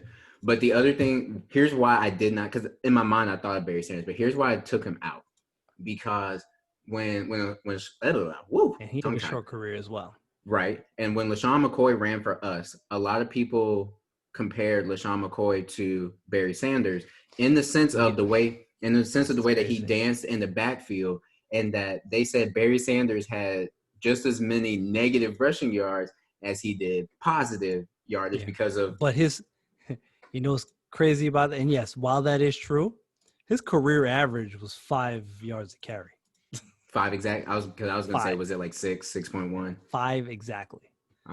Which means that for those negative yards, that means those positive yardage was out there. Ripping off run. He was ripping off long runs. Which means as a coach, you're like, all right, I'll take these negative if I know he about to break one. You'll take a negative 5 if the next one's 40. Right. But because of those negative yards, that's why I was like, I don't know if he hit 2,000. So I'm not too mad at myself that I remember that. I'm actually surprised that I'm more mad that I forgot about TD. Yeah, to put his into context, and I like that in this particular quick article here, they just got it broken. It's a Newsday article, which they got a quick blurb about each guy for the 2000. They said here's they got the stat about that they're kind of toting it speaks to Barry Sanders' talent, and this happened in this season was 1997. In the first 2 games of 1997. He totaled 53 rushing yards. 53 total after 2 games. And then proceeds to rip off 14 straight 100-yard games, which is still an NFL record, actually. AP got close to that, right? I think he ran for Peterson. That blurb might be here. Yeah, I think Peterson had 100-yard games in each of his last 10 games. Oh, 10. Okay. He was close. He was close to that. And that was the year after the ACL. Right. Which further proves that Adrian Peterson's a mutant. He's Wolverine. No, what proved it to me was that day, the game when he broke the single game rushing record. That's what proved it to me. I was that that season for Barry Sanders was 6.1 yards per carry, bro. And this was 1997, right? So, and I say that because he played, 2, 4, 6, 8, 10 seasons. Right. 1998 was his last season, which means he did this in 97. This was 2 years prior to him just going, all right, I'm done. Like, what? 2,000 yards? Who does that at the end of their career? And it was 2 years. It was 3 years prior to that. He ran for 1,800 yards. Well, hey, TD, he ran for his, and then he did. I mean, but when you play like 4 seasons, like Reese just talking about the fact that this man got to the Hall of Fame. No Terrell Davis shade. No Terrell Davis shade, but But you also got to think how many people had a beginning of a career like TD. God, Barry Sanders was so good. Yeah, I mean, touche. Because wasn't he was undrafted as well? He was an undrafted running back. Let's also not forget though, as we're contextualizing these 2,000-yard seasons, O.J. Simpson did his, and it was 14 games. Technically, Barry Sanders did his in 14 games. That is also very technical, but he at least had the opportunity to, over 16 games to do it. True. But oh my God. Because you have to average like 116 yards a game. Barry? That's what it is? No, just to get to 2,000. Oh, just to get to 2,000. No, my bad. 125. You got to average 125 yards a game to get to 2,000 yards. Yeah, and OJ averaged 143 per game. So, yeah, there's that. Like, what? And Barry was 128 that season. So, I'm going to jump back real quick to this Tom Brady Madden thing. Mm-hmm. Because his ridiculous speed rating. I do need to contextualize it. Because of the quarterbacks ranked in Madden, he's dead last in speed at 60. Which also tells me that they need to dump this whole rating scale. This is absolutely, they have missed the mark with this. They need to figure out whatever All Pro Football 2K8 did, and just like no letter ratings and like A or B or this further proves it, because I'm gonna give you. We're gonna continue this game, right? Right above him, by the way, is Matt Schaub at 62 speed. But wait. Say that again. Right above him is Matt Schaub at 62 speed. Matt Schaub hasn't retired. 68 acceleration. I don't even know. Who knows? I don't know. Ask C. It says he plays for the Falcons. They still have Matt Schaub as their backup? I guess so. Why not? Somebody's got to. So we know Lamar Jackson is number one, right? In speed. He should be, unquestioned. Right. Do you know what the number is? Speed-wise? I'm going to say 93. 96. Okay. 96. Respect. That's very respectable. I was trying to play it cool. Which is why he's broke. Which is why he's broken. Kyler Murray. Wait a minute. Is his acceleration higher or lower? Oh, it's even. Oh, so he's 96 across 96 the board? acceleration as well. Yeah. How about that? Now, I do know Jalen Hurts is the number one rookie quarterback with speed when it comes to the speed for quarterbacks. So. You're right. Of course you would. Because his is like a 86, I think. Of course you know that. Yes, it is an 86. Of course you know that. Kyler Murray, 91. Oof. 90. Hey, but he just broke off a long touchdown run today, and he was juking people and all kinds of stuff too. Here's where things get interesting after this next one. So Jackson and Murray are the top two, and they're the only two in the 90s. Nope. The third one's in the 90s as well. Third one is exactly a 90 speed. Ooh. Wait, hang on. Third one? And it's not obviously it's not a rookie because it's not a rookie. So let's see here. In the 90s. Yep. 90 exact. So let me think of mobile quarterbacks. I don't know if Tua is a rookie, so he gets tossed out. You got Tyrod's a mobile quarterback. Mm-hmm. Then you have, Dak Prescott is technically a mobile quarterback, but they better not have his speed at a 90. Ugh. Let's see. Deshaun Watson's a mobile quarterback, but I don't know if he's 90. But if it's anybody, I'll give it to him. Oh, wait, is this pre or post them adding Kaepernick to the game? That is a good ass question. I don't see him listed here. Okay, well, if you don't see him listed, then okay, I'm not gonna consider him for that spot because I would have considered him. No player found. This must be an old thing. It shouldn't be anybody. It shouldn't be anybody in the NFC North because you've got Rodgers, Stafford, Trubisky, and wait, that's Packers, Lions, Bears. What's their team in the North? Oh, Vikings, Kirk Cousins. So, yeah, it shouldn't be any of them. It better not be Josh Allen. I can't speak on that. Because Josh Allen is technically a mobile quarterback, but okay. Technically. All right, so Josh Allen, I'm kind of upset that Josh Allen actually has a higher throw power than Patrick Mahomes in the game. I'm just going to put that out there also. But all right, so my leading candidates right now are Josh Allen and Deshaun Watson. Let's see here, who else you've got, and I don't think Dwayne Haskins should be at a 90, and he's the only quarterback in the NFC East that potentially could have. No quarterback in the NFC South because you've got Breeze, Brady, Bridgewater, and man, I'm lost. I'm always lost on the 14. You got Panthers. Oh, Falcons. Matt Ryan. He should not. Definitely. If we go out west, you've got Russell Wilson. Technically, could be in that list also. So you could have between Deshaun Watson, Russell Wilson, Josh Allen. You've already said Kyler Murray. We already know he's on the list. Garoppolo should not be there whatsoever. And then Jared Goff shouldn't be there either. We've already said Lamar, Kyler. Well, no rookie. So Burrow is now out. Ben Roethlisberger is definitely not a 90. And Mayfield should not be a 90. I'm literally going through all these starting quarterbacks. Let me ask that question. So here's my question. Is that third person a starting quarterback? Nope. That seems to be quite a motif with this list. Well, that throws Tyrod out.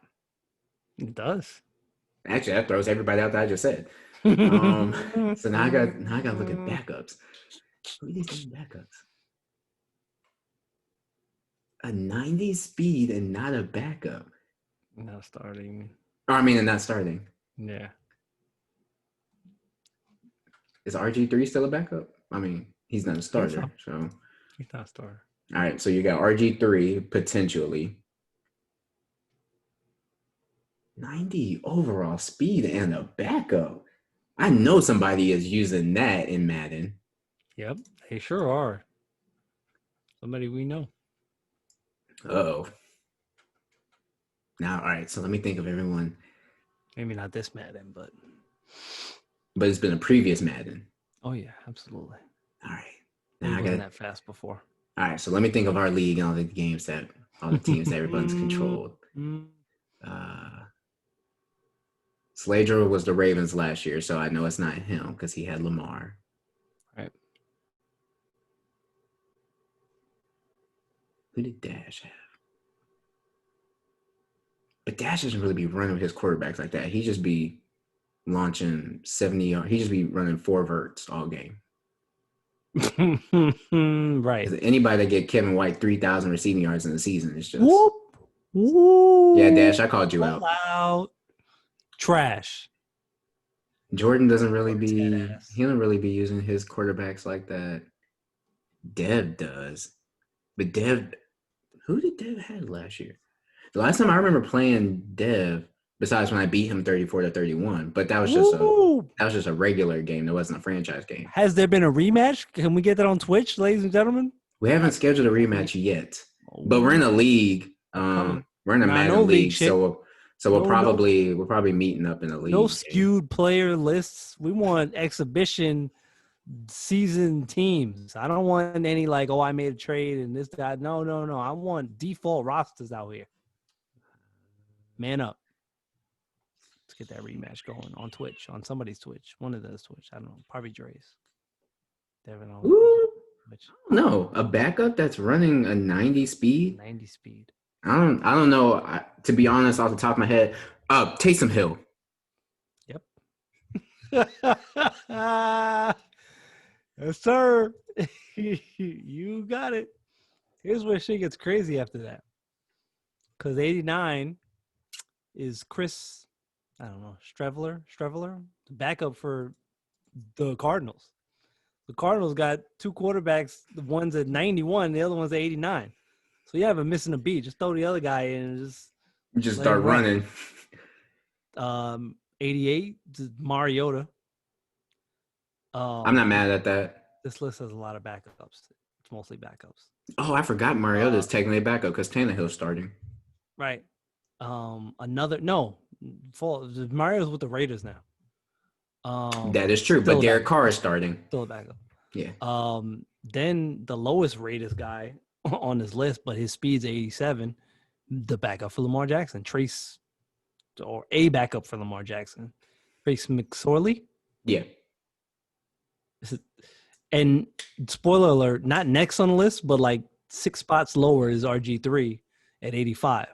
So the coaches for the Ravens are like, we just need guys to run this game plan. So it doesn't matter. Like, we just need guys that are fast, just in case Lamar. See, so here's my thing. Because even with watching football, I'm not mad if you give a quarterback a high acceleration, because acceleration is just like your burst. Like how fast can you get to that top speed? So you might not necessarily have a high top speed, but you can get to your top speed fast.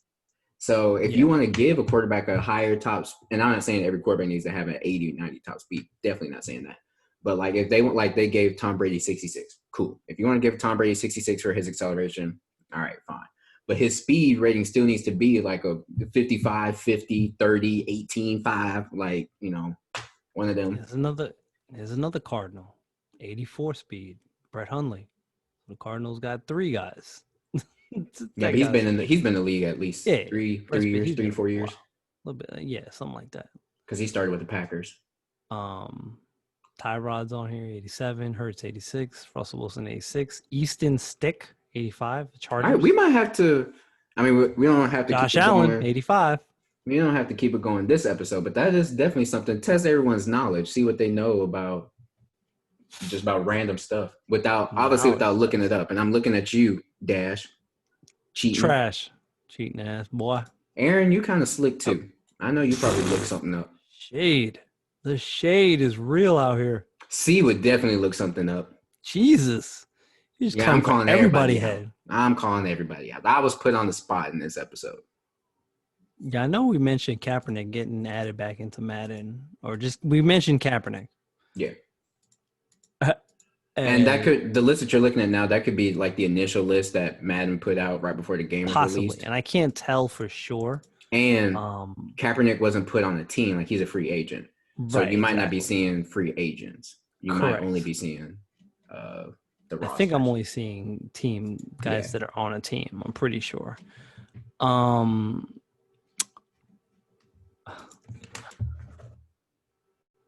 Kaepernick's at 81 overall. They put him in the game, back in the game, which he should never been out the game. A lot of people feel the kind of ways about the fact that he's at 81. Personally, I don't. Because I'm like, when you see I think he's like the 15th highest quarterback rated, right? But I'm like, some sites have like a short list of just a quick example of some of the guys who are rated lower than him, or the next like handful of guys that are rated lower than him. Mm-hmm. Tannehill, 80. Derek Carr, 79. Baker Mayfield, 78. Cam, 78. Josh Allen, 77. Kyler Murray, 77. I got no problem with none of that. Well, okay. Cam is the only one that I have an issue with. Cam is the only one that's like, and I think his rating is only as low as it is because he was hurt. So yeah, and after the performance he put on today, he'll probably get a rating boost in this week. Yeah, so his rating only fell that low off of like the release of the game because he was hurt. He was hurt last year, and that's always going. And to be honest, they probably had those rosters set before he was even signed to the Patriots. Right. So once he signed to the Patriots, they probably just threw him from free agency into the Patriots roster and probably didn't think about doing anything with his rating. Correct. But I'm like, where he's at, like the guys that are lower than him, I don't I don't have a problem per se with that, because I'm like, because as I look at the list now of the guys' ratings on the Madden ratings website, to go further down the list of starters, or not just starters, but to go further down the list of just guys who are rated lower than him: Jameis Winston, Jared Goff, Joe Burrow, Teddy Bridgewater, Ryan Fitzpatrick, Sam Darnold, Tua, Andy Dalton, Daniel Jones, Trubisky, Brissett, Jordan Love, Nick Foles, Locke, Haskins, Minshew, Justin Herbert, Flacco. Yeah, his rating is. So you telling me he's not? That's what I'm saying. That's not where he should be. He's better than all of them. In a sense, everyone played in 3 years. Well, because here's the thing: we all say that. Look, are you? Because the running thing that we've been saying for the past like 3-4 years. You mean to tell me that all these quarterbacks that y'all have on your team is better than Kaepernick? So this rating is actually kind of proving that Kaepernick is better than a lot of these quarterbacks, whether they're starters or backups. Look, that a lot of these teams are running out there with. The list of guys, and again, I hate to use Madden as an example for things, but this is like the one rare time where this fits like correctly, right? In the Madden world. And let's get one thing. No one is saying that if Kaepernick joins a team, he's automatically taking that team to a Super Bowl. No one is saying that. We're just saying that you're going to get better or more decent quarterback play than what you're currently getting from whoever it is. Like that's all we're saying. Because as it scales in terms of Madden, here's the list of guys that are rated higher than Kaepernick in order from top to bottom. Mahomes, Wilson, Jackson, Breeze, Brady, Rogers, Ryan, Watson, Wentz, Prescott, Garoppolo, Stafford, Cousins, Rivers, and Roethlisberger is also in 81. Shares the same spot with him. So here's the thing. Even with those names, the Steelers aren't going to replace Roethlisberger with Kaepernick. No, of course not. Crap, you said another name that I was like, that person's not getting replaced. Oh, Drew Brees. Well, Drew Brees, he's high up there. Well, yeah. Anyway. I mean, none of those top guys. That's not, No, but there's a name specifically that you said that I was like, oh, and then he's not going back to San Francisco. So, like, Garoppolo is safe because San Francisco's not going to take Kaepernick back. Right. But it's like everybody that's below him. That's exact. You mean to tell me that if John Gruden didn't have a chance, if this was Madden and I was controlling the Raiders, I'm gonna put Kaepernick on the team, Kaepernick is gonna be my starting quarterback over Carr. Like at least let me see what you got. Like you might be better than the guy I have. Because here's the thing, they might be a little bit better of a thrower than Kaepernick, but they don't have the running ability that Kaepernick has. So the thing is, I can take for him to have a little bit less of a passing ability because I have another element to his game that I can utilize in my offense that I can't utilize with you. Yo, all I'm saying is that fits in perfectly, and they need to Cap, whatever. We know how we feel about Cap, but shout out to Madden for actually getting something right for once. You shouldn't have been out of the game in the first place, but we're not gonna talk about that. Because he was never not a free agent, if we're being honest. But another shout and out. It's still trash. My Celtics made the Eastern Conference Finals. Nobody cares. Celtics trash too. Nobody cares about basketball. To play against who? The Heat. It's the East. Oh my God, the Heat.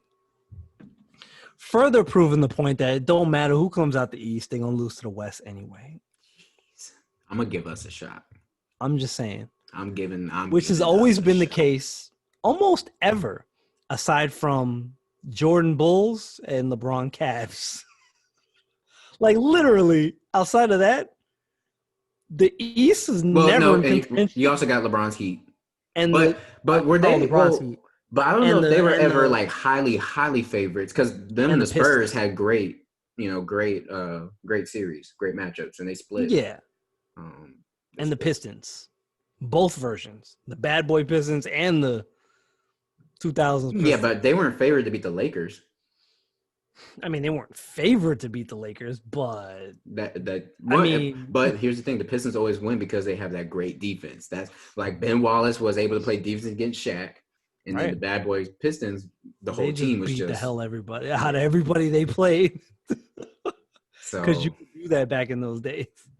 I missed that. I missed that very much. But you had us, the big three. Our first year. Well, I mean, we won it our first year, but we had that 3-year window where everybody was like, coming out the East is probably going to be the Celtics, but we just had way too many injuries because the year we didn't go, the Magic went, and that's when Kobe got his 4th. Kobe. Man, the East needs to step it up. But it's the East outside of been inferior. Obviously the Celtics have had a dynasty. Another L this year for the East. Heat. The Heat have won 3 finals since the 2000. I think so. 3? Yeah, because Wade won 1, and then with Shaq. Yeah, he won 1 with Shaq, and then he and LeBron. Yeah, they won. LeBron and Bosh. Bosh is put respect on that man's name. Yeah. So the Heat, the Celtics, those I'm just talking. I'm not listening to every team that won a championship. But I'm just talking about teams that had like dynasties or windows. The Pistons. Mm-hmm. Mm-hmm. The Bulls.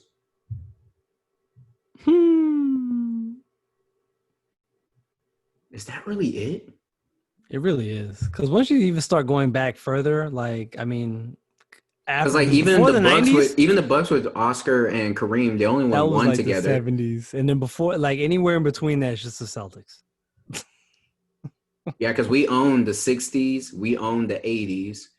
Yeah, and then that was it. And then once the 90s came around, it was the So, Pistons. but then even out west, so obviously the Lakers have had a dynasty, the Spurs have had a dynasty, the Warriors had a dynasty. Ugh, Even though they didn't hell win. with the Warriors. So all right, let me backtrack. We're only picking dynasties if the dynasty won a championship, correct? I would say so. I Okay, mean, so that it's throws the hard Jazz to. out.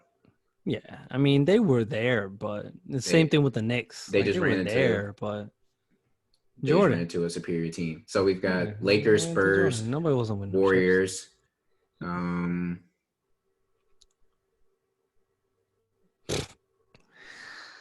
Yeah. well, okay, I can The ask you NBA this. is I that's can the ask thing you in the this because NBA you were more because especially seasoned the during seven this game time than I series. was. I was only like what, like 3 years old, 4 years old.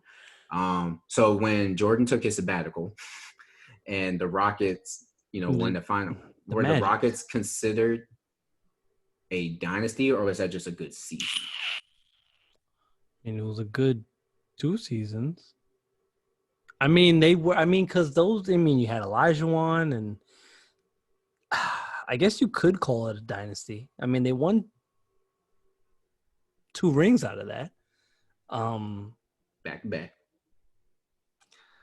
I mean, you could.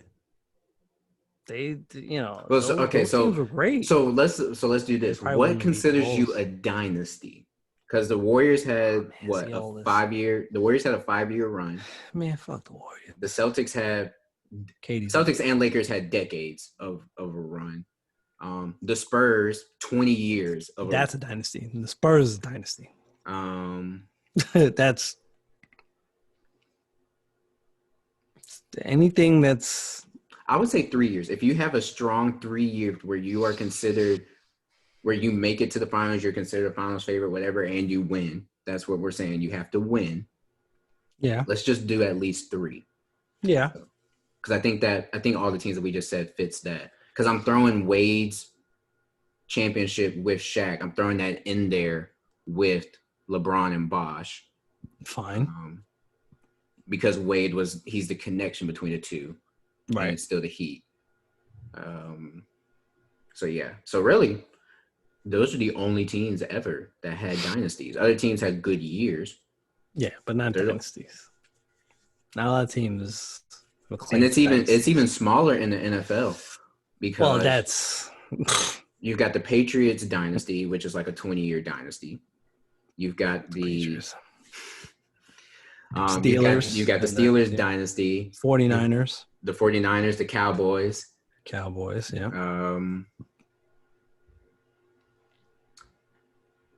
Washington. Yeah. I mean, back when they were really good. It's hard to call them a dynasty though, because they won that championship when Doug Williams was the quarterback. Did they win 1 or 2? Well, and then they won another one. 3. Gibbs. Joe Gibbs. Yeah, but they won another one in the '90s when Mark Rippon was the quarterback. Right. And they beat the Bills. So. And that's the sad thing. The Bills technically had a dynasty. They just never. Bills absolutely had a dynasty, going to 4 straight Super Bowls. Like that's, I think that's one fan base I'm rooting for to win one at some point. Like they need. That's one. Yeah, They're like the Cubs at this point. Yeah. Caveat where it's like you can consider that a if you make the 4 straight Super Bowls, you can get on. So that's the one exception to the rule. That's the one exception, bro. Because getting to 4 straight Super Bowls is hard as fuck. Like that's. So do you want to count? So do you want to count the Broncos as a dynasty? Now they're 2 separate. You can count Elway's Broncos. I mean, Elway's time there was really dynasty-ish. You could kind of count that as a dynasty because they did win 2 Super Bowls. But yeah. And Manning's Broncos won 2 Super Bowls as well. Well, no. My bad. No. My mistake. They went to 2, but they lost. They won 1. He won 2 because he won with the Colts. Man, and you would kind of want to count Bears. Oh, Bears. Kind of. I mean, but they only won. Their defense ran the 80s, but as a team, they only won 1 in the 80s, right? Like Monsters of the Midway. 86. The Vikings held dynasty in the 70s. Yeah, as well. They were the Bills before the Bills. We give John Madden so much credit, but do we really want to say the Raiders had a dynasty? Good question. I don't know. We need more people in here to answer these questions. Damn We it! talk about the Rams and their offense, but they only won one Super Bowl. That's true. I mean, they weren't a dynasty. They were more like I said, it was the greatest show on turf. They got a nickname already. You got a nickname. That's all we got for you. Because that's the thing. Even with Manning, like the Colts were great, but when it came to the postseason, the Colts weren't. The Colts were just. I don't know. It's hard to call them a dynasty. I guess they never had the year they had a great defense was the year they won the Super Bowl. They were always there though. They were like in every other AFC Championship game against the Patriots. Yeah, losing to you the knew Patriots. it was going to be Patriots and Colts. Yeah, well, I mean, it's fair enough. I'll give you that. Yeah, so maybe. Wow, dynasties are hard. Dynasties are hard, bro. You gotta appreciate, even though we don't like the Patriots, we don't like Tom Brady. They're a dynasty. No, here's what I'm giving it they to cheated, Bill Belichick. But they're still a dynasty. Bill Belichick is who I'm giving the dynasty to. They still cheated, but true. Yeah, they're a dynasty. But they had to cheat to get a lot of it. That's true. And let's not forget that. And got caught cheating. They were handed not speculation. And we've already talked about how they were handed a Super Bowl, like literally handed a Super Bowl. Right, it's not conjecture. Like the Falcons lost a Super Bowl. They got caught cheating. Red-handed, hands in the cookie jar. You know, those two Super Bowls actually could have ended their dynasties. Could have. The Seahawks and Falcons. 28-3. Unbelievable. No excuse. This is shameful shenanigans. Same thing with the Rams, because the only reason the Patriots won that Super Bowl is because Gronk had that huge reception at the end of the game, which put them in position. True. I mean, we did our thing in the Super Bowl against them, but Tom Brady could easily be what 3-9 or not 3-9, but 3-6 in the Super Bowl. Just as easily 3-6. He could absolutely be LeBron right now. Absolutely. Just as easily. No matter what Skip Bayless tells you. I've been biting my tongue, and I will continue to keep biting my tongue about video games because, we've got Flash and Dash coming up.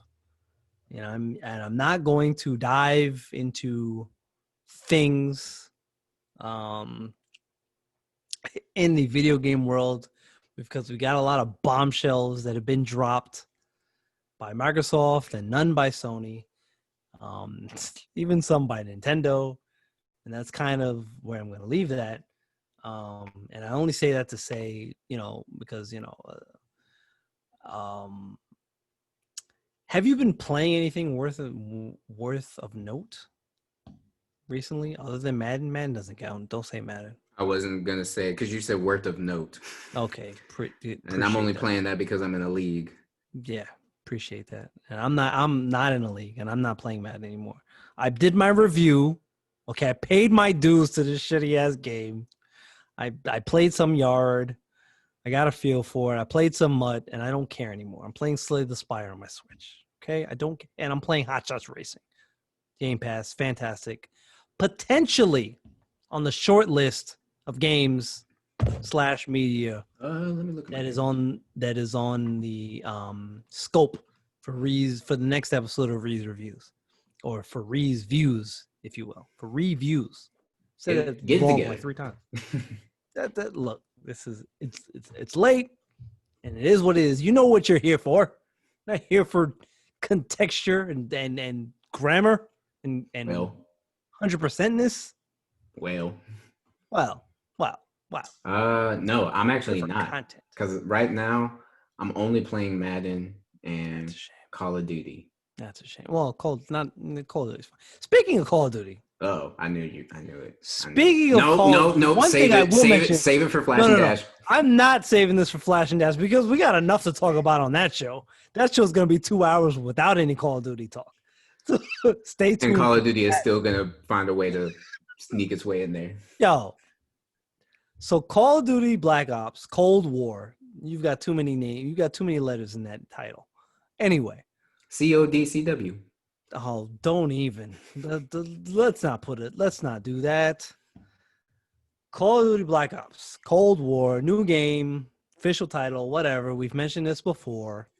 And to cross the gaming, checklist off of this podcast, they have, official statements now. This is not conjecture. not rumor. It's not on the rumor mill that they have taken out the damage flinch that currently resides in the build of Call of Duty. And what does that mean, boys and girls? What does that mean? That means that when you get shot currently in a Call of Duty game, Modern Warfare, because that's what everybody's playing, Infinity Ward is great. Your gun jumps, your aim is off, as should be, right? Because say it was war, and you were aiming down sight and you got shot. You probably wouldn't be able to aim properly the same way after that, right? Not that Call of Duty is a shooting simulator. It's not, obviously. We understand that. But we thank Infinity Ward for at least attempting to make things as realistic as possible. Have a base in some sort of reality, right? And we appreciate that. And they're really the arcade shooter because really, Battlefield. Come on, that's the that's where you want to talk about Battlefield 5? That's where you go for we're not talking about Battlefield 5. Battlefield is where you go for your shooting true to life as can be true as possible in a game where you die and come back 5 seconds later. It as possible to realistic shooting. But I digress. I'm not going to stray off the point. So they've taken out damage flinch, which means that in Call of Duty Black Ops Cold War, that name is too long. I'm just going to start from here on out for the rest of this segment. It is Cold War. So in Cold War, when you get shot, Treyarch decided it would be a good idea because of community feedback to take out my damage feedback. flinch. Not mine either. I played enough of Warzone, enough of Modern Warfare. Okay, what? There's no damage flinch. So if you're getting shot, there's no gun jump, none of that. So Treyarch is going full arcade. You just get to aim down sight, unfettered. Doesn't matter if you're getting shot. It's not going to affect that. Why would it do that, right?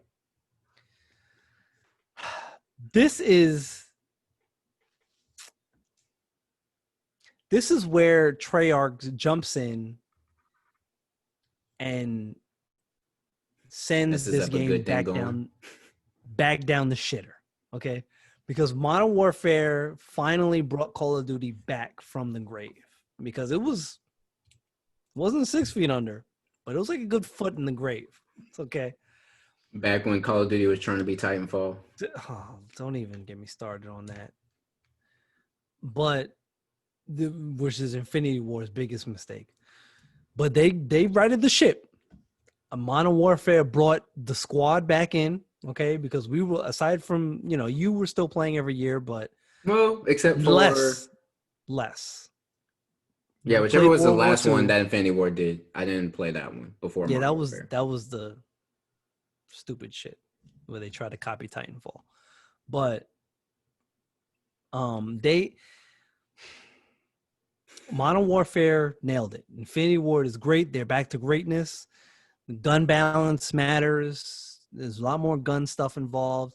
The perks and the streaks, they're fine. They're cool. They're balanced. They're not like overpowered, right? Where you feel like this is not even fun. Everything kind of has a balance, and everything's got a yin to its yang. In Modern Warfare, Warzone is great. Call of Duty managed to find a space in the Battle Royale market, which was dominated by Fortnite. Apex was doing great, and then here came Call of Duty. They're like, okay, here's Call of Duty gameplay in Warzone Battle Royale. The Gulag contracts, they put their own spin on it. Excellent. And here comes Treyarch to fuck it up because this is just the first step in whatever bullshit they can continue to try to do to fuck this game up. Okay? Because damage flinch, yeah, throw it out the window. Nobody needs that. What? I'm sorry. Who asked for this? I want to know what part of the community they reached out and talked to. Bro, I'm not finna to play that. I'm not just that alone. I'm good. I'm good on Cold War. Nah, you still You can go ahead and keep that. I'll play Warzone still. I'll get. There's no reason for me to be like, yo, I'm gonna dump, Modern Warfare and Warzone and go play Cold War. Why? Why should I do that? If you're gonna keep updating Modern Warfare and Warzone, why am I gonna go play Cold War? Especially Which when is going to be interesting to see that is the gonna be two very of interesting. them That's gonna be basically very interesting. competing because, it was always one, hey, we got this year, you got the next year. But Right. with Warzone still getting updates and When you have Treyarch a having, battle royale mode that's as solid as Warzone and has legs, and then it, granted, they could also potentially work together because, they did throw their spin, their preview and the Bay of Pigs, SKS into Warzone. So I would be cool with if you went into Warzone and you could choose to either stay, in the scene that you can stay in now, Verdansk yeah, or whatever it is, or if right. you can move to a civil war, move to a Cold War themed uh scene I don't battleground. want. I like that. I just don't want it to be But let Infinity War under do it. the rules of Cold War's Right. mechanic. Like let Infinity War do it, but Treyarch just say, "Hey, we're cool with you all throwing, a battle Which royale, whatever." brings me segues me to my ultimate point, which I mentioned this in the group. Infinity War needs to be the only company working on these games. I don't give a fuck what nobody says. Here's what you do. All these other companies that get to put their bid in the hat to make these games or to work on these games, Treyarch, Sledgehammer, Raven Software, give them their walking papers. Thank you for your service. Much appreciated. Let Infinity Ward make a game. What do you want? Every 2 years? You want to Call of Duty every 2 years? Would that be good for you? Okay, right? 2, 3. In between that, you get consistent updates for Hold whatever up. mode is battle royale. Oh, we got breaking news. Not necessarily breaking Okay, news, I but mean I it's late for the breaking news, I but just that's opened up the just ESPN app to check the score of the oh, Rams and Jesus Cowboys, Christ. I and the forgot this is a late Cowboys are game. sitting at second and 44. I don't know how does that And happen. then they just had an 11-yard play, so now they're at third and 33. That's nice. Man, fuck the Cowboys. I let these other Okay, but go ahead. companies go. Let Infinity Ward make a game for you, 2 to 3 year cycle, and in between that, just give you updates for their. Because how long would you, if there was no Cold War game dropping this year, you're still gonna be playing Warzone, right? You're still gonna be playing Modern Warfare. They're still gonna update it. They're still gonna give you the updates they've been giving you. Couldn't you rock with that for a solid 2 years and be like, yeah, you keep giving me updates, I'm gonna keep playing it. Like, if there was no other Call of Duty game, I mean, there's no reason for these games to be on a yearly cycle. Nobody's asking for Cold War right now. As good as Modern Warfare was, there's no community of people kicking down the door for a new Call of Duty game this year. Like, in the Call of Duty community, everybody's good with Modern Warfare and Warzone. Nobody wants Cold War. Like, realistically, Cold War could be like a $30 single player game that's over there on the side. Like, nobody's asking for that stuff. You could include like Cold War mechanic style settings in Infinity War's universe. Like, nobody's asking for a full $60. And again, this is what pisses me off about these companies, Activision, EA. We don't need these games every year. We just don't. We don't need Madden every year. We need an update. Yeah, we just need new rosters. We need a roster update and a uniform update and stadiums. But if some teams change, whatever, they change their stadiums. But Right. uniforms, stadiums, rosters. That's the only update, and names, because Oakland goes to Las Vegas. That's the only updates we need every year. Because you're not giving us anything else. If we're being honest. MUT gets updated every week with new shit. So that's not gonna change. So just get. But the problem is EA has got this fucking deal with NFL, the NFLPA, and it's not going to look good if they're like, hey, the game this year is only $30 because we're just giving our consumers a roster update. We're not giving them a full game. They go, well, why are you doing that? I'm sure there's a legal issue with that. But that's also part of the problem because that's bullshit anyway. NFL drop 2K. Hashtag NFL drop. I'm sorry, NFL drop EA. Hashtag end Madden Monopoly. I could keep going on because these things are out there. They're on Twitter. Go look it up. Please go look it up.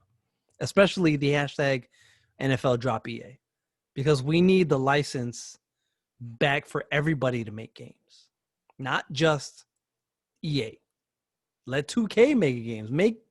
Let whoever wants to make let Infinity Ward make a game. NFL, whoever. It doesn't even matter. Like back in the day, like everybody was making an NFL game.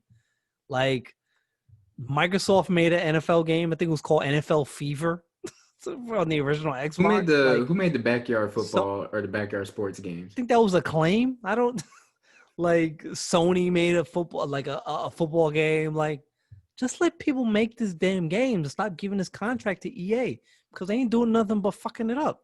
Like EA has ruined every sport game they have ever made. All of them. And they all used to be great. And they run them all into the ground. So I'm like, whether they had an exclusive license or not, they ran them all into the ground. Because FIFA doesn't have an exclusive license to players. They ran that shit into the ground too. NHL, same thing. Oh, and 2K, you're not excused in reference to 2K basketball. You're not getting a pass. 2K made some of the best football games ever and some of the best basketball. You're not getting a pass because you ran 2K you ran the basketball game to the ground too because you had no competition. And you know why? Because both of them really pretty much disregarded the franchise association mode. Bingo. That's your problem. Every time these companies like how do we figure out how to get microtransactions? 2K with the park and all that bullshit, Madden with MUT, and now the yard and all this shit. Franchise gamers get the shaft. And those are the gamers that made these games what they are. Yep. Because back when there were no microtransactions, you sold these games based on franchise mode. Mm-hmm. Okay? Because you didn't sell these games for anything else because there weren't all the modes. It was franchise mode and play now. Like exhibition. That's it. 2 modes and online. That's it. So let's just get back to greatness. Now, all right. Letting everybody do a thing and before you go, like and only because I don't want to draw my statement out. This is the same thing. This is under the same, vein as with consoles because we're in the most perfect harmony that we've ever been in for a console, for a transition for a console generation. Depends on who you ask, but all right. No. And I'll explain why. As a Nintendo fanboy and as a Microsoft power user, or was, getting ready not to be, but that's a different question. That's a different story. Those are my 2 consoles. So, but Microsoft is my heart, my graphic. This is where I play with everybody and my multiplayer. That's your online console. Yeah. And then Switch is just, mobile and the Switch and, those Switch type games. Right. Those Nintendo games. Everybody's got a lane. And this is what I'm going to continue to stress to people. Okay, that's the route you were going. Okay. Yeah, that I'm not going to rant about is that this is the harmony that we've currently found finally. Because as Microsoft has finally put, and again, I'm not going to get into logistics because we're going to save that. Y'all going to watch this flash and dash. Oh, yes, you are. As Microsoft, but going off of information we already have, as Microsoft put their flag in the ground to say we're services, we're about services, and I've said 1,000 times before, and I will die on the rooftop and scream from the top of the hills. It's really the other way around, but Microsoft is about Game Pass. Their whole ecosystem revolves around you getting into the ecosystem via Game Pass and now All Access, but that's a different story. Sony is about luxury. Sony is, and I hate to admit this, but Sony is the Rolls Royce of gaming in a sense. Do you need it? Nah, you don't need one. You can get cars that run way better for a better value, Xbox. But they're a splurge. You don't drive it every day. Maybe on the weekends. And you don't share it with other people either. Boop. Maybe on the weekends, maybe once, twice a month. And I equate that to the fact that that's what Sony does. They give you A1 elite games every 6 months. That are so low. 8 to 12 months, right? Solo adventure games, because you're not taking God of War online. You're not taking Last of Us online. Not taking Uncharted online. You're not taking Uncharted online. There's an online mode, but you're not there for that, and it's not very good. So don't fool yourself. You're not taking Ratchet and Clank online. You're not taking Spider-Man online. Okay? That's not what you're there for. You're there for a quality 30 to 40-ish, 20 to 40 hour game, and pack it in for the next 6 months or longer before you get the next thing. And I didn't mention MLB The Show because that is now not exclusive to Sony anymore. Correct. So, versus what you get from Game Pass, you're there for services. Games that are there, they're accessible. Most people, you know what? I'm not even going to get into the olive branch because that's going to lead me into a topic that I'm saving for Flash and Dash. But, all right. So here's Nintendo does what they do because Nintendo has always and continue console to have a stranglehold on two markets, the family market and the mobile market. That's their stranglehold, and nobody will ever have them come up off it. They've got that on lock. That's period. True. Point blank. End of story. Well, so this is the second episode in a row where it's just been the two of us. Oh yeah, and we've done it again. And we've covered everything. And the fact that we start off with sports and we just talked about gaming, so now we got to end with something random. Yeah. Off the wall, just out there. And I need to say one thing. So in our last episode, we were talking about how Netflix doesn't lose. Like every time you think that they're about to, crash down or a competitor's going to come in and, take their spot, whatever, they always find a way to, to rise back up. Correct. They do. So Netflix released the movie Cuties, and that might be, I'm not going to say it's going to be the downfall because, social media is one thing versus another. No. That's not the downfall of Netflix, but that's But that was a major error on Netflix. Here's the problem. And you know what's messed up about that? Is that that's not even going to come down on Netflix the way that it should. It's going to, because the initial outcry is the director and the makers of this movie and whatever. Mm-hmm. And Netflix gets mentioned because some people, I saw some stuff where it was like, what's this movie that Netflix made and whatever the case may be. Well, it's not a Netflix movie, first of all. But Netflix doesn't take as much flack for it. Even though they did. But I will say this. Even though they're going to take an L on that, they own that. They came out and were like, because they did make a statement like, okay, we messed that up. That's not what the artwork should have been.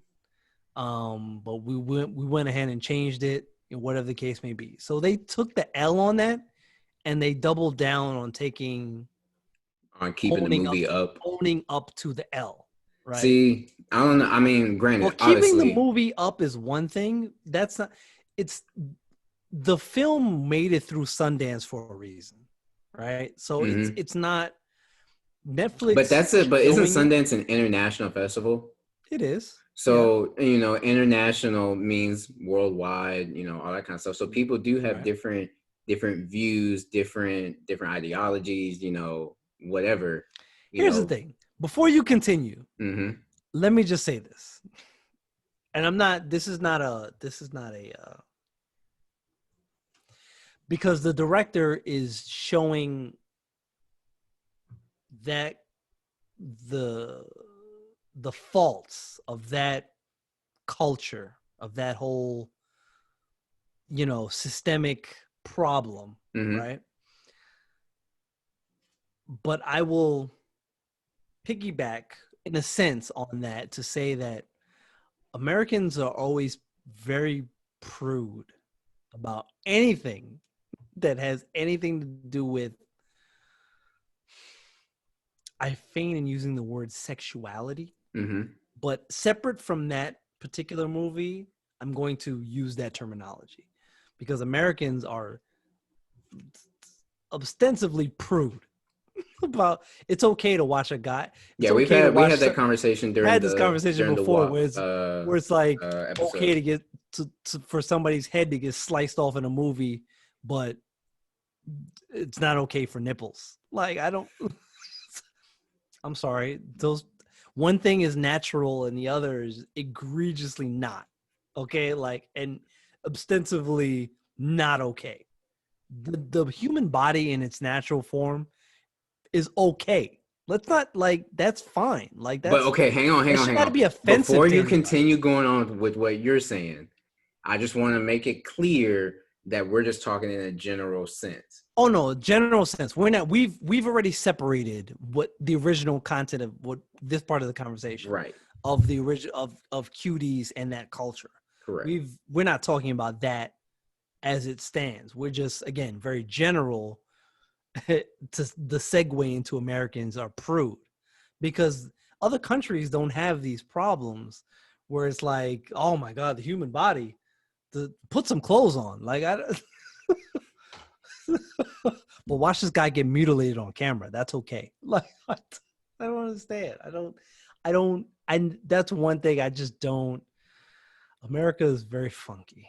But I mean, I only say this just to say that because of the backlash that the film got, and and this is one of the situations where That's you have Netflix fault though. right, and this is one of the situations where you have to read your audience.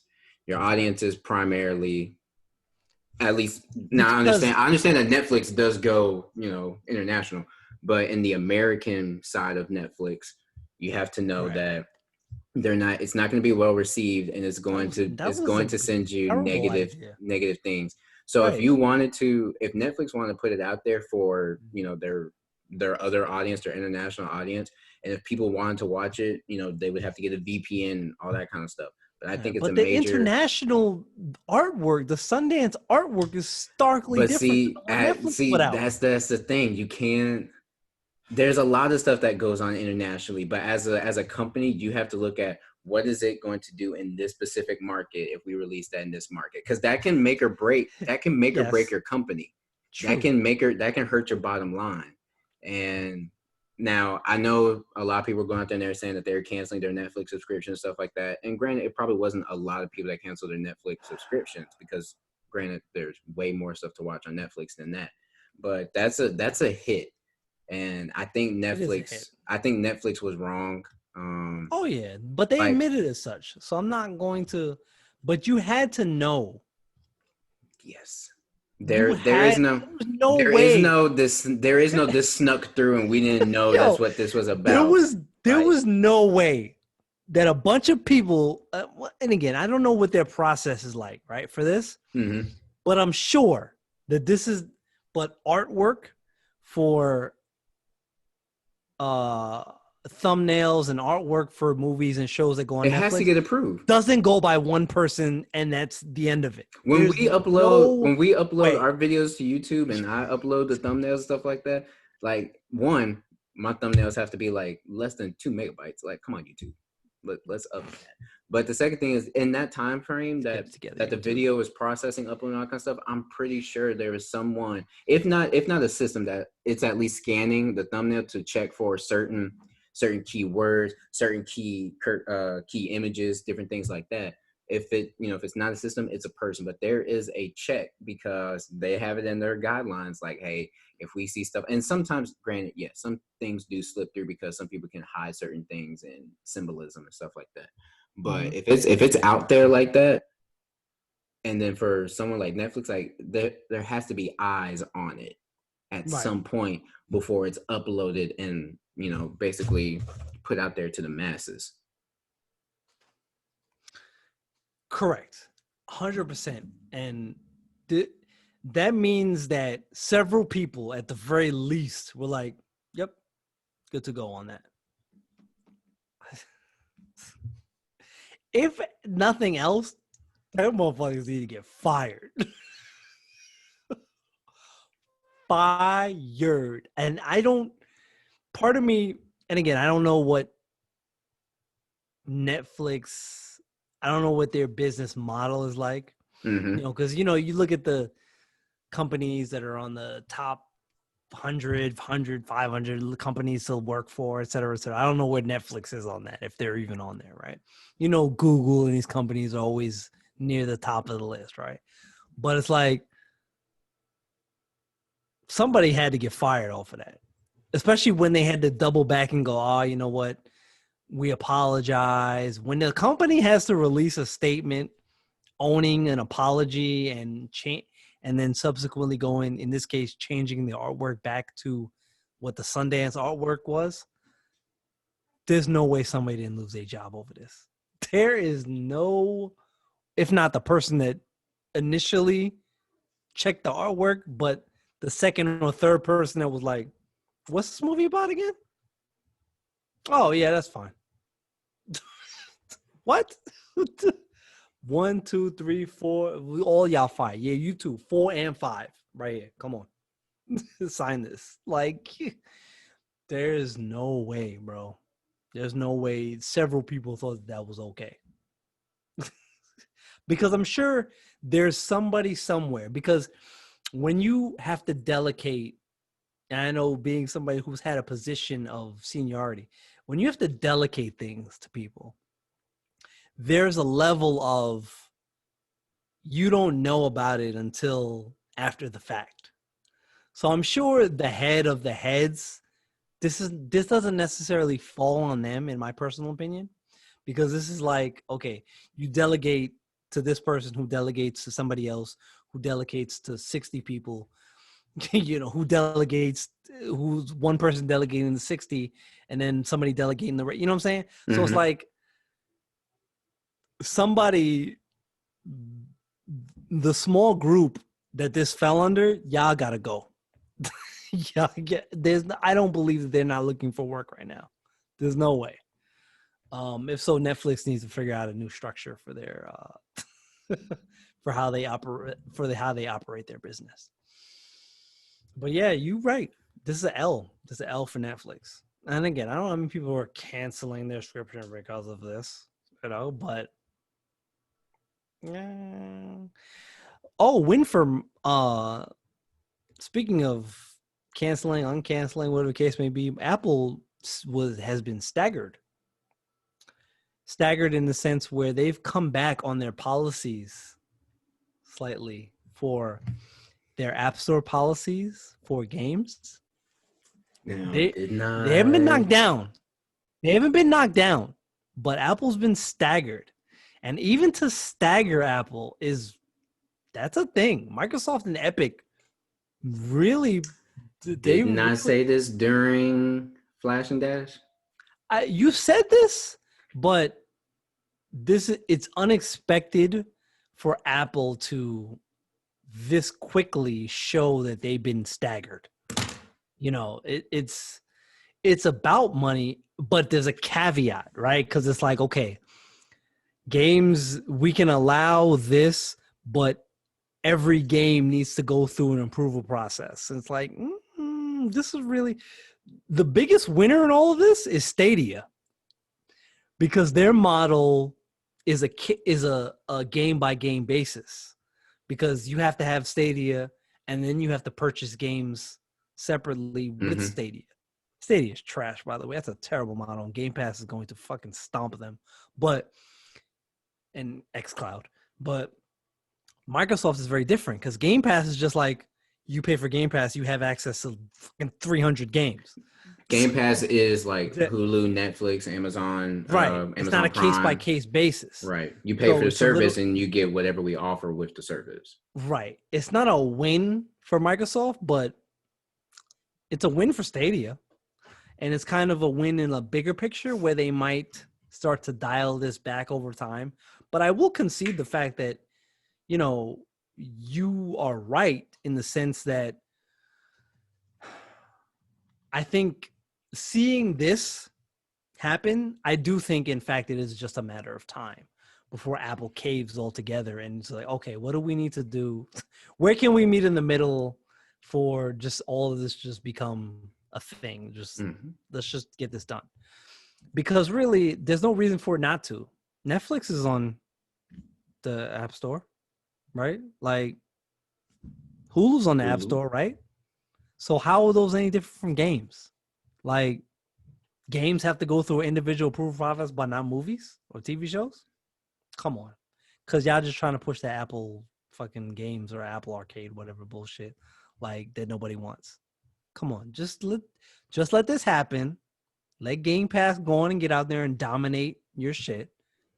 Retire Apple Arcade because I don't even use it. Once Game Pass hit that bitch, forget it. Nobody's buying Apple Arcade games. Come on.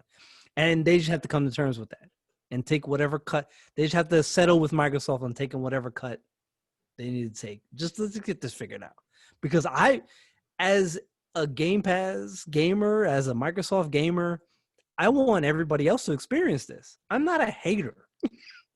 I jest about, you know, my how I feel about Sony and the way they handle things, but make no mistake about it. I want all three companies to exist as they exist, because as those three companies exist as they exist, and three companies meaning Microsoft, Sony, and Nintendo, consumers win. And that's not, we've seen this where we don't win. Madden, 2K, like competition is necessary for quality to improve. Microsoft wants to, you know, outdo Sony. Sony wants to outdo Microsoft. Like, that's good for gamers. That competition and the fact that those two companies are headed in different directions, that's even better for gamers because they get to coexist. And Nintendo's just going to keep doing what they do. We're getting back on the gaming topic. But this is all stuff that does not need to be part of Flash and Dash, because get this out the way now, because by the time this podcast drops, shortly thereafter, trust me, that Flash and Dash episode is coming. And it's coming with some Microsoft news and lack of Sony news. But Sony news is coming. We got Sony conference coming up. 15th? Is it 15th? I don't know. I don't know the date. They put a date on it. You know, they're a little late to the party because they're scrambling. Me and Dash will talk about that. They're scrambling. Yes, they are. Don't tell me, Sony fans, don't do it. Don't tell me they're not scrambling. They are scrambling. September 16th. 16th? Okay. 15th, I got them mixed up because 15th is the date that xCloud goes live into Game Pass, which is even funnier. The day before your conference. So shout out to that. If you got Game Pass, you're gonna have access to xCloud. And I'm gonna leave it at that because there's more stuff coming. Game Pass, the value of Game Pass continues to increase. So if you don't have Game Pass, get on board and stay tuned for Flash and Dash podcast because we've got information coming. We've got the hits, baby. So we've covered games, we've covered plenty of sports, up and down. Netflix is out here taking L's, which they will shortly recover from because it's Netflix and it's coming. Well, Next week they'll drop a comedy special, and you'll forget all about this. Netflix is still great. Next week we'll forget about this. Next week Friday, when new releases come to Netflix, we'll have forgotten about Cuties. Because that's just how things go. Cobra Kai on Netflix is great.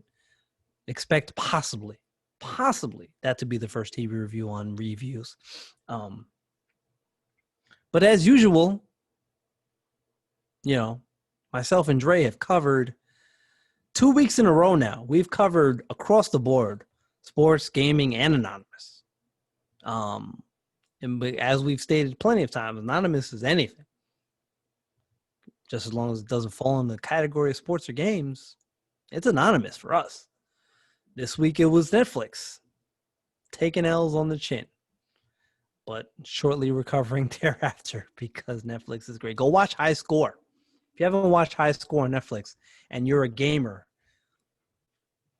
do yourself a justice of watching that, because I have stated that is required reading / in this case watching if you're a gamer. High Score is great. It's good stuff. If you have any interest at all in the history and the subsequent how we've gotten to where we are video game wise, you owe it to yourself to watch High Score, especially the mid-tier age gamers, such as my partner this week, Dre, who's in that range of like mid. He's not like a young new gamer, but he's not a retro old gamer either. He's right in the middle. He's right in the middle tier where he could go back and watch something like that and appreciate the origins of the games, some of the games that he even plays currently. But it's cool to know. Yeah, we are rolling along. We've got a lot going on with members of the group getting back to regularity. We got people that were out of town. We got people having kids. We're all over the place. So, which is why you got me and Dre again for the second week in a row holding it down, because, this is what we do. We support our squad. And, this week was 2. Next week might be 5. Just like that, it can happen like that, So, but if it has to be 2, then it will be 2. But next week, expect maybe 4, because that's what happens around here at Sports Gaming Anonymous. We give you content, we give you podcasts. We're going to keep it rolling. Come to the group. We do all that stuff there. And I don't know. I feel like that's it. Dre, you got anything else for this episode, whatever? I don't have a number because I stopped counting because I don't care anymore. We passed 10. No, we passed what was the magic number? 7, right? Once you pass 7, that's it. That's it. We'll let y'all know when we get to 50. Yeah, once we get to 50, is 50 gonna be like the anniversary kind of? Is there a number before 50 that's kind of like 25? I mean, like it usually goes in like spans of 25. Yeah, we could do 25. But if you do like a TV show, really the big thing is like 100. If you get to 100 episodes, like I would say, well, in that case, I would say 50 is definitely a marking point for us. By that point in time, we will have figured out even more than we have now. Again, I'd like to shout out the people, not by name, not yet, but I would like to shout out the people that have been watching, have been, liking the videos. Anybody that has been very active in the Facebook group. Again, this doesn't go unnoticed. We know who you are, and we've got stuff coming up. We haven't figured out what, but we've got stuff coming out. It's in the works. It is in the works. At the very least, expect shout outs coming. At the very least. I mean, that's the least we can do is recognize the people that, are consistently active in those mediums. Speaking of which, those mediums, Dre, where can they find us on those particular outlets? So all those outlets that you can find us at, We got Instagram at Sports Gaming Anonymous, Twitter at Sports Games Anon, the Facebook group that Rhea is talking about, Sports Gaming Anonymous. It is private, just so we can, maintain the level of respect that we do have in the group. But just click the group. We'll approve you to come in. As long as you're respectful, you get to stay in the group. That's really number one. If you're not, we on Twitch. I've actually been testing. I've been testing the live streaming on YouTube. I actually got it to work today.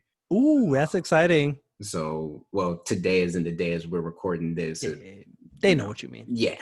So it's not live. They know what you mean. So make sure that you hit the bell notification on YouTube. Ooh. So that way you get notified whenever any of us go live on YouTube. Also hit that red button that says subscribe. It's red with the white letters in it. Go ahead and click that button so you can also subscribe to our channel. And then, help us out. We're here for you guys. We're doing this for fun, but we're also here for you guys. So that's pretty much it. That's all of our social media, YouTube, all that kind of stuff. If you have any questions, you can always comment on any of our Instagram posts, comment on our YouTube videos, put a post in the Facebook group, reply to a tweet, and we'll be more than happy to get back to you. Yeah, I'm pretty good at answering back. Yeah, somebody will get back to you. Come on, we this is not just two people here. We've got an admin strong. We got the team, especially on that Facebook page. We're out there. Somebody will respond to you, if not me or Drea C Dash Sladro. Somebody is going to get, usually probably even Space Jam, because you post something and tag him. He responds to it like 3 seconds later. I don't even. He be on Facebook. He's the first person to respond to anything on any platform. Shout out to George. Shout out to Space Jam, because that man be on it. Y'all go check him out. SGA Space Jam. But yeah, we're out here and we're having a good time, and that's what we're here for. And we appreciate y'all for joining us along this ride, because as we're at now, and there may be 4 or 5 of you watching, and there may be 10 of you liking, and there may be 30 of you subscribed, and there may be 500, 600, 500 members. I lost count of how many members in the Facebook group. Yeah, I did too. But at this point, this is a jumping off point. So when we get to the point where we've doubled and tripled those numbers and quadrupled those numbers, this is what you're going to get. This is what you get now. This is what you're going to get then. But it's going to be better. It's going to be better. I mean, because everybody's going to have this bomb-ass setup like I do, headphones, mic and shit, all this. I'm working on my setup right now. Wow, shit, this man, Dre, this is the tech dude. So he got all this shit coming. This is in the works. Don't worry about that. Just give me some time. This is our producer right here. He's got it. He's on it. And again, go check out my review. Man 21. Don't buy it, but go check out my review anyway. Reviews. My man Dre was out there killing the production on that. So we appreciate y'all. Check out this next very upcoming episode of Flash and Dash podcast, because we are back, and we're going to be back on a regular schedule, but we've got a new episode coming soon that's going to talk about everything that you want us to talk about that's been in the news. We got it covered. And coming back soon, again, we got the Old School Gamers podcast coming back soon. Shout out to my man C, aka C1. Just had a baby. So don't worry, that man's going to get back on his schedule, and we're going to be back at it. Hashtag free dev, because we haven't said it yet this episode. Hashtag free dev. Let's get that man out here on a podcast or something. Let's let that man get his rematch on Madden. I'm just saying, it's going to be on Twitch, on Dre's Twitch, whatever that is. What's your Twitch? I forgot. Smooth. Dre Smooth. Wow. Which is kind of funny, because Dev's, self-given nickname in high school was Smooth. So, that's a thing. That's a thing. You can't be going by self-given nicknames. It was kind of like LeBron King. He gave himself a nickname. But yeah, my man Free Dev out here. Let's get him on here. Let's get 1 million likes so Dev can get on the podcast. But we're out here. But again, as always, we do appreciate you guys watching. We appreciate you guys subscribing, commenting, liking, and being active, and just being respectful in general. Treat yourselves right. Treat everybody right. And this podcast, as usual, we're going to catch you guys next week on it, because we keep that ball rolling. Again, catch us next week on this podcast. Go check out Flash and Dash, and stay tuned for the next episode of Old School Gamers and reviews. Thank you for joining us, and we'll catch you guys next week. Peace out. Deuces.